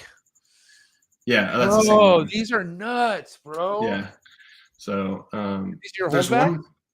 Yeah, he's still here for sure. He's been paired up. Like I just paired him up with a female who's really dark as well. So okay, if you pair dark, dark to dark makes dark babies, you're hoping, or how's that work? I hope so. Yeah, I mean, like Chahoua genetics are not quite as like fun and direct and clear, I guess, as some of the snake genetics. Like you can put together there's my ball python. Oh yeah, there he is, right there in the middle. I don't give a shit about your ball python. Yeah, sorry. Yeah, so that's another one. So sick. Look at this thing, bro. Yeah. Oh my God. I think like there's been a ton of interest in the dark base stuff, but of course, like I've had to hold them back to try to produce more of them. So we'll see what happens with it. I produced a couple last year. I sold a local guy a pair, an unrelated male and female that I had, but that's about all that I've released. Like there's been 1 or 2 others, I think, that went to Asia. So you got to. Oh yeah. I have 2. I have 2 too. They're my life. I love everything. Yeah. Oh wait, this video, I think. This is so cool. So okay. We didn't even talk about this. So they roughly land. After you see locks or whatever, they usually like land. How soon after that? Usually, females lay about every 60 days. So what happens is like 60 days. Yeah, but only through, like, for me, it's generally like February or March through July or August. So usually they lay 3 to 4 clutches, just depending. Wow. Yeah. And then how long are they? What's the incubation process like? How long until they hatch? Like a lot of people incubate New Caledonian gecko species eggs at room temperature. I do use an incubator because, like, this group, like we all know, it's easier when you can control more and there's less variables. So I use an incubator, and for me, they usually hatch in 80 to 90 days. A lot of times you'll hear people who breed Chahoua talking about, like, oh yeah, it took me, 149 days for my eggs to hatch. If that's the case, like, you live somewhere very cold and you don't use an incubator. Yeah, and then more likely they're probably not coming out right either. I mean, because I know that with some people who breed snakes and do low temps and wait too long for them to hatch. Like, I just see that they're not the same. Yeah, so there's some people I've seen people say, like, well, if they are in the egg for longer, they suck up more of the yolk, and like longer incubation leads to bigger babies. I've tested it multiple seasons. It doesn't hold up. Like, I mean, I don't know. I've had different experiences from doing stuff at a like higher temp versus lower temp, and I don't really. I mean, from what I've seen, a snake that should be hatching on day 52 and comes out on day 60 is either just like not really. I don't know. I don't really see good results from it. Yeah. So I don't know. I mean, it just depends. It's not wrong with Chahoua either. Like, last year, I had an egg where the sibling hatched, and like usually like one, they'll hatch within like 2 or 3 days of each other, and this one went like 6 days, and then the egg failed, and ultimately, like, when I cut it open and after it failed and looked at it, it was deformed and like died and went late. So yeah, it's kind of similar. So your incubation temp is what again? I'm sorry. No, so I incubate right around like 81 degrees. Okay. And 90 days is usually the mark for you. Yeah, it's like 80 to 90 days. Okay. Yeah. Now let me ask you this. I mean, where are you selling, most of your productions? I mean, are you just putting them on Instagram? Do you have a website? Where do you normally put your stuff? I have a website. The website, fuck Facebook. For real. Facebook was great while Facebook was real. It's not right. It's not real anymore. Right. It's not. So I had to build a website like everybody else, and the website's a good place to like drive people to. I agree. I will say honestly, like, it's at the point where most of the stuff doesn't actually make it to the website. So I guess let me say this too. It's sort of cyclical. Like, if the season is just starting out and I'm going to let's say like in June, I'm going to have 40 babies. At some point I'll go through, take pictures of all of them, like dump them on my website and be like, have at it. But as it goes through and like you have people who are like putting together a shipment or an importer or an exporter, and somebody's like, can I add 2 or can I add 5? Yeah. And so like there's a certain amount of stuff that doesn't make to the website. So I would say like it's a mix of both. Like, social media definitely is always the driver, like Facebook and Instagram getting people to the website. And then once people get there, usually they're like, oh, I want this one. And I'm like, all right, here's my PayPal. This is so cool. Oh, thanks. Do you put pricing on your stuff? Yeah. If you click down, there you go. So right now, a lot of them are sold out, but bro, you're all sold out, bro. Yeah. Yeah. Wait, here on. Oh, no, it's a care sheet. No, this is anything that's for sale is going to be right here. This is an awesome website. I like it. Thanks. This is cool. So, but normally if it's for sale, you do have the price up there? Yeah, for sure. If it's on the website and it's for sale, it has a price. As everybody knows, I just can't post it on Instagram or Facebook. Right. Okay, awesome. So, all right. So let me ask you this. Okay. Do you ever vend? Do you ever do any shows? Do you have any, ambitions to want to do shows? What's your I get this question a lot. So I love to go to shows for the same reason that we all love to go to shows. Right. But here's the thing for me. Most of the geckos that I have sell out like within 24 to 48 hours of being listed. So I don't actually usually have anything to bring to a show. Like I would have to save up and keep animals specifically to go to a show. And it's just easier if I can sell them online. So like, yes, there's definitely certain people who I meet, locally, we hang out, we meet up at shows and do it that way. But, there's just like, if it's sort of like, it's easier for me to just sell them and not have to vend a show. And then like the other part of it too is, because I do still have a day job and, dogs and everything, like it's hard for me to be able to bounce and like go to other cities to work shows. So it would like, I probably would only work the show here in Atlanta, and the show in Atlanta is not really great for high price species. I mean, to be honest, based off hearing everyone tell me how, like, I asked them, do you do shows? Yeah, I do shows. And every time someone says that, there's a risk involved. Something's going to happen when you transport all these animals from one location to the other. And the way I look at it and the way I sell shit, I why would I want to put me in that? I mean, and this is nothing against anyone that does shows, because I go to shows. I love shows, but I feel like a lot of people who do shows and are consistently doing shows have been doing shows before social media was fucking anything. Like you really, if you really go to a show like Tinley, Arlington, you go to these people have been in the game for years. Like this is their startup. Like this is all they know really is the vending side. And it's like, I give it to them, man. Like, I encourage people to still do shows. Don't get me wrong. Like if shows is going to help you bring the kind of intention to sell the animals you need to sell, then dude, by all means. But I didn't get into this to sell animals. I mean, I do sell animals, but that's not my like, hey, like I need to become a fucking pet trade guy. No, listen, if I can make make money off what I'm working with, perfect. And if not, then I'm still going to work with it. I don't care. But there's people who attack certain projects for other people's interests. Like, there's people who just want to work with something because they could sell it. And I feel like those are people who go to shows because they sell a lot at shows. But people like you and I, we have built up, you've been in this longer than I have, but you built up a legit following of people who literally want our work. And so when you have it like that, you really don't have anything to show at the show unless it's just stuff to flex. So I mean, I feel like at the end of the day, if I ever were to do a show, well, here's the thing. I can't say this. Never mind. What? I can't. I didn't know that you did. I didn't know that you didn't vend. I thought that you did, especially like. No.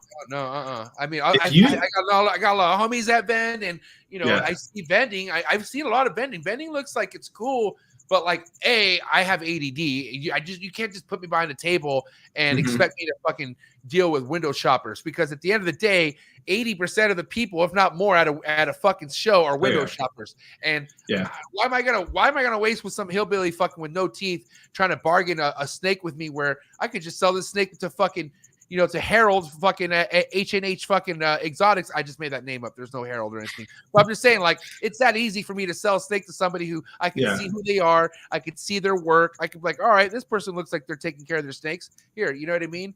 I don't know.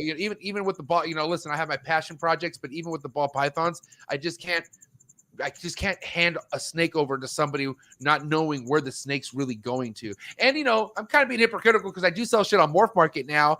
And, I really don't know who these really people are on Morph Market, but I don't know, man. It's right now, as I stand, I enjoy attending shows. I enjoy seeing people who set up in shows and kill it. And I think that's awesome. And, if you are wanting to do shows someday, good for you. Fucking go for it. It's just me. It's just stressful. Like, I'm too protective and crazy about my animals. Like, if something were to escape or die at a show, I would shut that fucker down. I would be so mad. I would just be like, fuck this. Like, I wouldn't say I quit, but I would leave. I would be really upset. Or be stolen, which happens all the time. Fuck, then I'm going to jail. Then MJ's going fucking super old school. So I don't know. There's so many things that could go wrong, and things do go wrong. I hear them all the time. And right now I'm good. And, I also do say, like, if I ever do a show, its show's going to be local.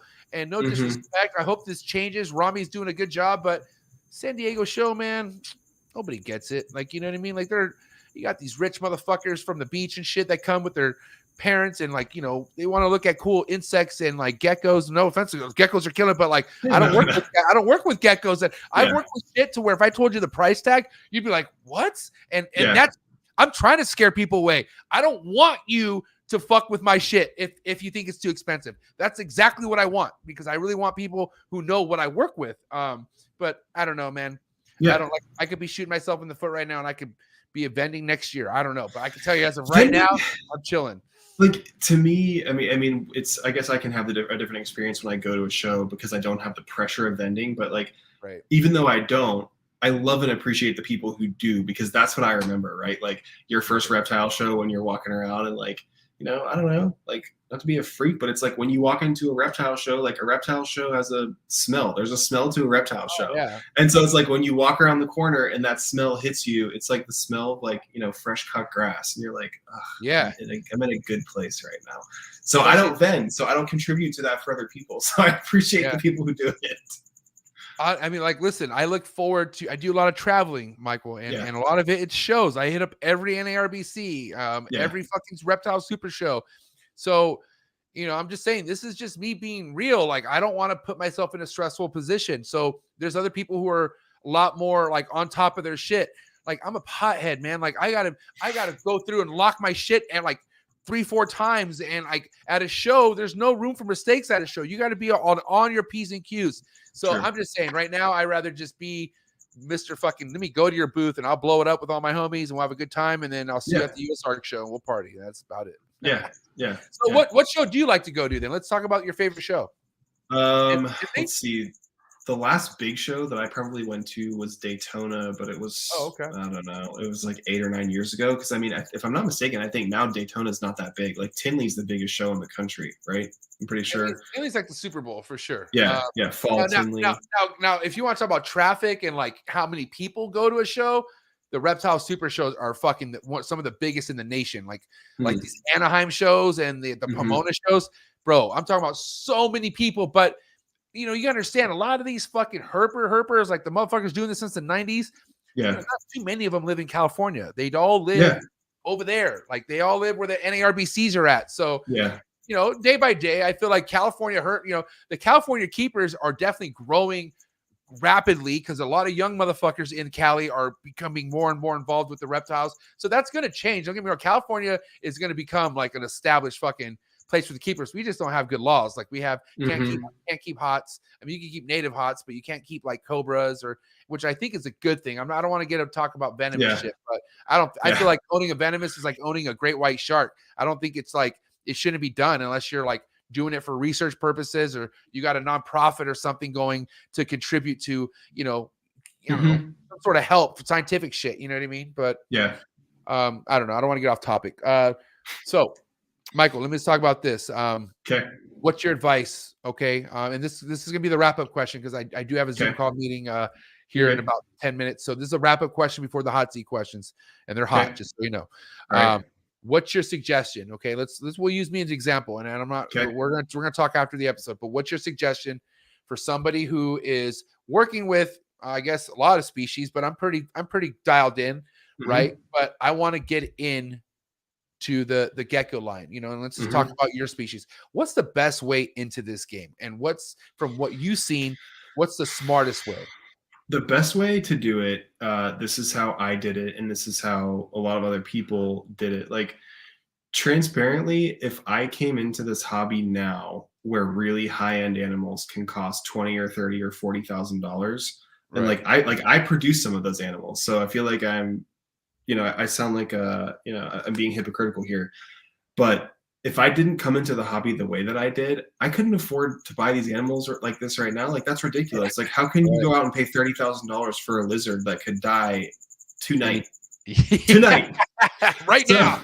Like, and I get this question a lot, and like people, you know, generally people see something super high white and they're like, I want that, you know. Do you take like an 84-month payment plan? Not, I'm joking, but like people always ask for payment plans on high price species. Here's what you need to do. You need to buy like genetics that are as related as possible to super high white animals, even if those individuals do not display super high white visual traits. That is how I got into this game. I bought a couple animals from Steve's lines. I bought some animals from Phil Tremper, and like I couldn't afford it. Like you guys heard me saying before, like, what kid do you know who's like 21 and 22 can come around out here and like drop money on super high white animals like that? I had to go find genetics that were related and a tenth of the cost. And guess what? I took those animals and I bred them, and what I have now, like, you can see on my Instagram or wherever. Damn. Respect. It works, dude. It truly works. Yeah, and like you were hitting on it before, but like that's why when people come at you and they're like, I want the highest stuff, I want the nicest stuff, you know, like I'm not like I can't pay that much. Like, what am I supposed to do? Do the same fucking thing I did. Do the same fucking thing I did. It's worked perfectly fine for me, worked perfectly fine for ET geckos and other people that I know. Like, you have to have the patience and you have to seek out like quality animals. And if you do that, it will pay off. There you go. Damn. Yeah. I mean, I normally don't pay people for episodes, but I feel like I need a slide. Maybe you slide you a nice ball python or something. We'll talk. I don't know. But hey, this has been a pleasure. This has been a huge pleasure. I appreciate it so much. Like I said, I got to hit you with the hot seat question, so we're not done yet. But this is definitely round 2 worthy, man. I can't wait to, I'm sure we just scratched the surface of many things we could continue to talk about, and can't wait to have you on again. But listen, let's do the hot seat questions. All right, let's do it for the rest of your Sunday night, okay? Okay. Listen, bro. I mean, you're a smart guy, Michael. I don't think you're one of those, but do me a favor. Don't drag on your answers. It's a hot seat question because I want to get to the next one, and I'm sure you want to go enjoy the rest of your night, okay? All right. All right, here we go. So hot seat questions from my man, the Chahoua chamber. You ready? Yep. Coming in hot. Favorite insect to feed your gecko? Crickets. A cut or no cut? No cut. Ooh, savage. Okay. Dark gecko or light gecko? Dark. Favorite gecko of all time? Man, I gotta say it's probably that one I told you about that died. Oh, really? I didn't drink that shit. No. Look, it's life. Like, I'll produce another one, but that was an animal that was spectacular then and spectacular now. You know what? You will produce another one. I just felt it. Yeah. You will. Yeah. Heavy. Yay imports or boo imports? Oh, man. As a long answer, as it relates to Chahoua, they're all black market. So boo imports. Oh my God. Boo imports. To mist a gecko or to not mist a gecko? Gotta mist. How often mist? Every day. Every day. Okay. Yeah. How many times a day? Once. Okay. I was just wanting to know for my own. Dependent upon your environmental ambient humidity. I know some people have to mist 3 times a day. If you had to get rid of one, I can't do this one. Never mind. What? I like you too much. This one would be too concrete. Right. I can't do it. Hold on. Sports or no sports? No sports for me. Okay, respect. Steak or fish? Ooh, steak. Favorite cut of steak? Absolutely ribeye, bone in, lollipop. Yay alcohol or boo alcohol? Yeah, alcohol. Favorite alcohol beverage? Man, I don't know. I love Sonoma and Napa, so I'm gonna probably just say a good Pinot Noir. Right there. Yeah. I call it Nior. I don't say it right. My wife makes fun of me all the time. And you know, it's funny. Real quick story. Shout out to Gary Shavino. Do you know who GS Reptiles is? Real savage in the yeah. But I got to meet him for the very first time at Tinley. I was all like talking to Marshall Mendez, and I was all like literally fangirled out, and I was like, "Oh my God!" And Gary's like, "MJ, let me buy you a drink. What do you want?" And I'm like, "I want wine, man. I'm a big Pinot. I like the red stuff, man. I'm a big Pinot Grigio guy." He's like, "Red Pinot Grigio?" I'm like, "Yeah, man, red Pinot Grigio. Trust me, ask for it." He goes, and I'm just, continuing on my conversation. He comes, slams my drink. He's like, "It's Pinot Noir. There's no Pinot Grigio red." And I'm just like, "Oh shit." So basically made him look stupid at the bar. My bad, Gary. Yeah. I should also say real quickly, I'm getting some text messages, and I need to clarify this. There is definitely a time and a place for imports. I'm not gonna. You can't phone a friend, bro. It's too late. It's too late. My answer was specific to what I keep, but truly, there is a time and a place for imports. Do you want to go back to that question and redo what you just said? Because let's just say this. You said no imports. That means I can't get my green trees. I can't get my emeralds. Not that I do, but you're stopping everything, bro. You stopped everything. At a broad level, yes. For the species I keep, like in terms of deforestation and smuggling, it's been like devastating for New Caledonia. So that's why I say no specific to the stuff I keep. In general, yes. Also, I'm getting a new species soon that I'm really pumped about. I haven't said anything to anybody about it. If it wasn't for imports, I wouldn't have it. So stay tuned. Wow. Okay. Well, now I'm happy we went back to that question. Yeah. because Yeah. I do know Yeah. that. All right. Cool. Way to fuck up my zone here. I'm just kidding. No, Sorry. big flexor or no flexor? No flexor. Metallica or Smashing Pumpkins? Metallica. Sweet. You never Yeah. know, man. Yeah. Smashing Pumpkins got me through a lot, but Metallica's got me through more. Van Halen or Sammy Hagar? Oh, Come on, bro. Van Halen. Thank you. Yeah. Come on. Yeah. Come on. West Coast rap or East Coast rap? Oh, I live in Atlanta. East Coast rap all day. Absolutely. Favorite East Coast rapper? Oh my! I mean, Ludacris. I live in Atlanta. Oh, dude, respect, bro. I like Yeah. Luda. Yeah. Luda. Oh, Like that's people beautiful. see Luda out in Atlanta all the time. I mean, you see a lot He's of a real rappers one, out in bro. Atlanta. Yeah. And bro, in You'll his prime in high school, bro, at the dances, when his shit came on, bro, throw them bows. Oh my God, bro. Yeah. I used to get down, bro. Like Use seriously. a hoe. You got a hole in your pantyhose. Even your Right. daddy knows. I'm just Yeah. God, I'm gonna bump that afterwards. All right, So sorry. good. Let's get back. Little word association. First thing to come to mind: milk, Tits. cocoa, Powder. substrate, Mine needs to be misted. stuck shed, Ooh, losing toes. Instagram trolls. Too real. If you had to get rid of one platform forever, and I mean forever, is it going to be TikTok or Tinder? Tinder. See There you ya. go. Sorry, you Yeah. perverts. You guys are done. Yeah. Bro, what an episode. Listen, this Yeah, is this the was fun. highest Gecko guest I've ever, like, as far as views wise. We were up to, like, we had over 70 views at one point. The likes are all the way up there, man. We have 100 to 100 Nice. like to view ratio. You killed it, man. All I got to say is Oh. you had a lot of supporters in the live chats, obviously texting you, making sure you're not fucking up all the people who Right. love imports. But, bro, what do you have Right. to say to all your supporters out there, man? What do you have to say to everyone who fucks with you?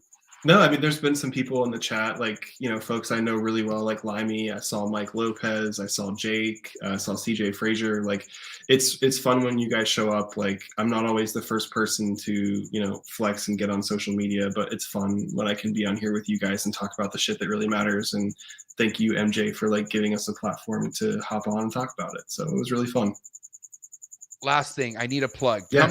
Coming from somebody like you, I want to know, if you were me, who would be the next gecko breeder I should bring on?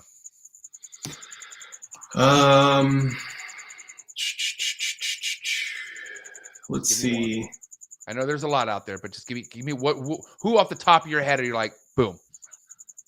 I would say Shane Lyle from Lychee Garden. He's done some awesome stuff with Leachianis. He's got a huge collection. He's a guy who's done it right, like incredible keeping, really nice animals. He's a cool dude. Oh my God, he has some sick ass shit. All right, cool. Yeah, he Say does. less. I'm gonna. Yeah. Can you throw the referral out there for me? Can you? Yeah, be like, yo, yeah. This I'll do it. ball python guy is gonna hit you. Yeah. I'm not a ball python guy. I'm just kidding. Dude, thank you so much. Hang tight for me. Yeah. I'm gonna talk to you real Okay. quick after the episode. But guys, give it up for my boy Michael at the Chahoua Chamber. Yeah, thank you guys very much. You're the man, Thanks. bro. I'll see you right now in a second. Okay. Okay, sounds good. Thank you. Thanks, guys, so much for tapping in. Guys, do your boy a favor and do my homie Michael a favor. Hit that like button. If you like this episode and you're as pumped up as I am to want to get into this game, possibly, I don't know. I'm super excited. But guys, please hit that like button. Shout out to my Patreon members. I'll see you right now. If you just joined the Trap Talk Patreon family, there's a link there to tap in with all the trappers. We're going to talk on the Trap Talk Zoom session because we're family. Family sticks together. Sunday type shit. Thank you guys so much for tapping in. I appreciate all the love and support. And to all my Gecko fucking fanatics out there, hit me up, man. Let me know who I should bring on. I need to know. Put me on game with this shit nonstop. Oh, real quick, hold on before I go. God damn it, I gotta give love tomorrow. Okay, I need to calm down. There's a lot going on this week, Trap Talk wise. Heavy episodes. I will say I'm bringing somebody on this podcast for the new Breeder on the Block series. This guy has been putting in work, and it's time we talk to him. It's my man. Wiz Constrictor Reptiles in the building tomorrow night. Let's go. And then, guys, just so you know, this Thursday night, I will not be doing a Trap Talk here in the Trap facility. I will be doing a Trap Talk in Texas. That's right. Where am I going to Texas? Do you guys want to know? Should I tell you? Okay, I'll tell you. You want to know why I'm going to tell you? Because I like you guys.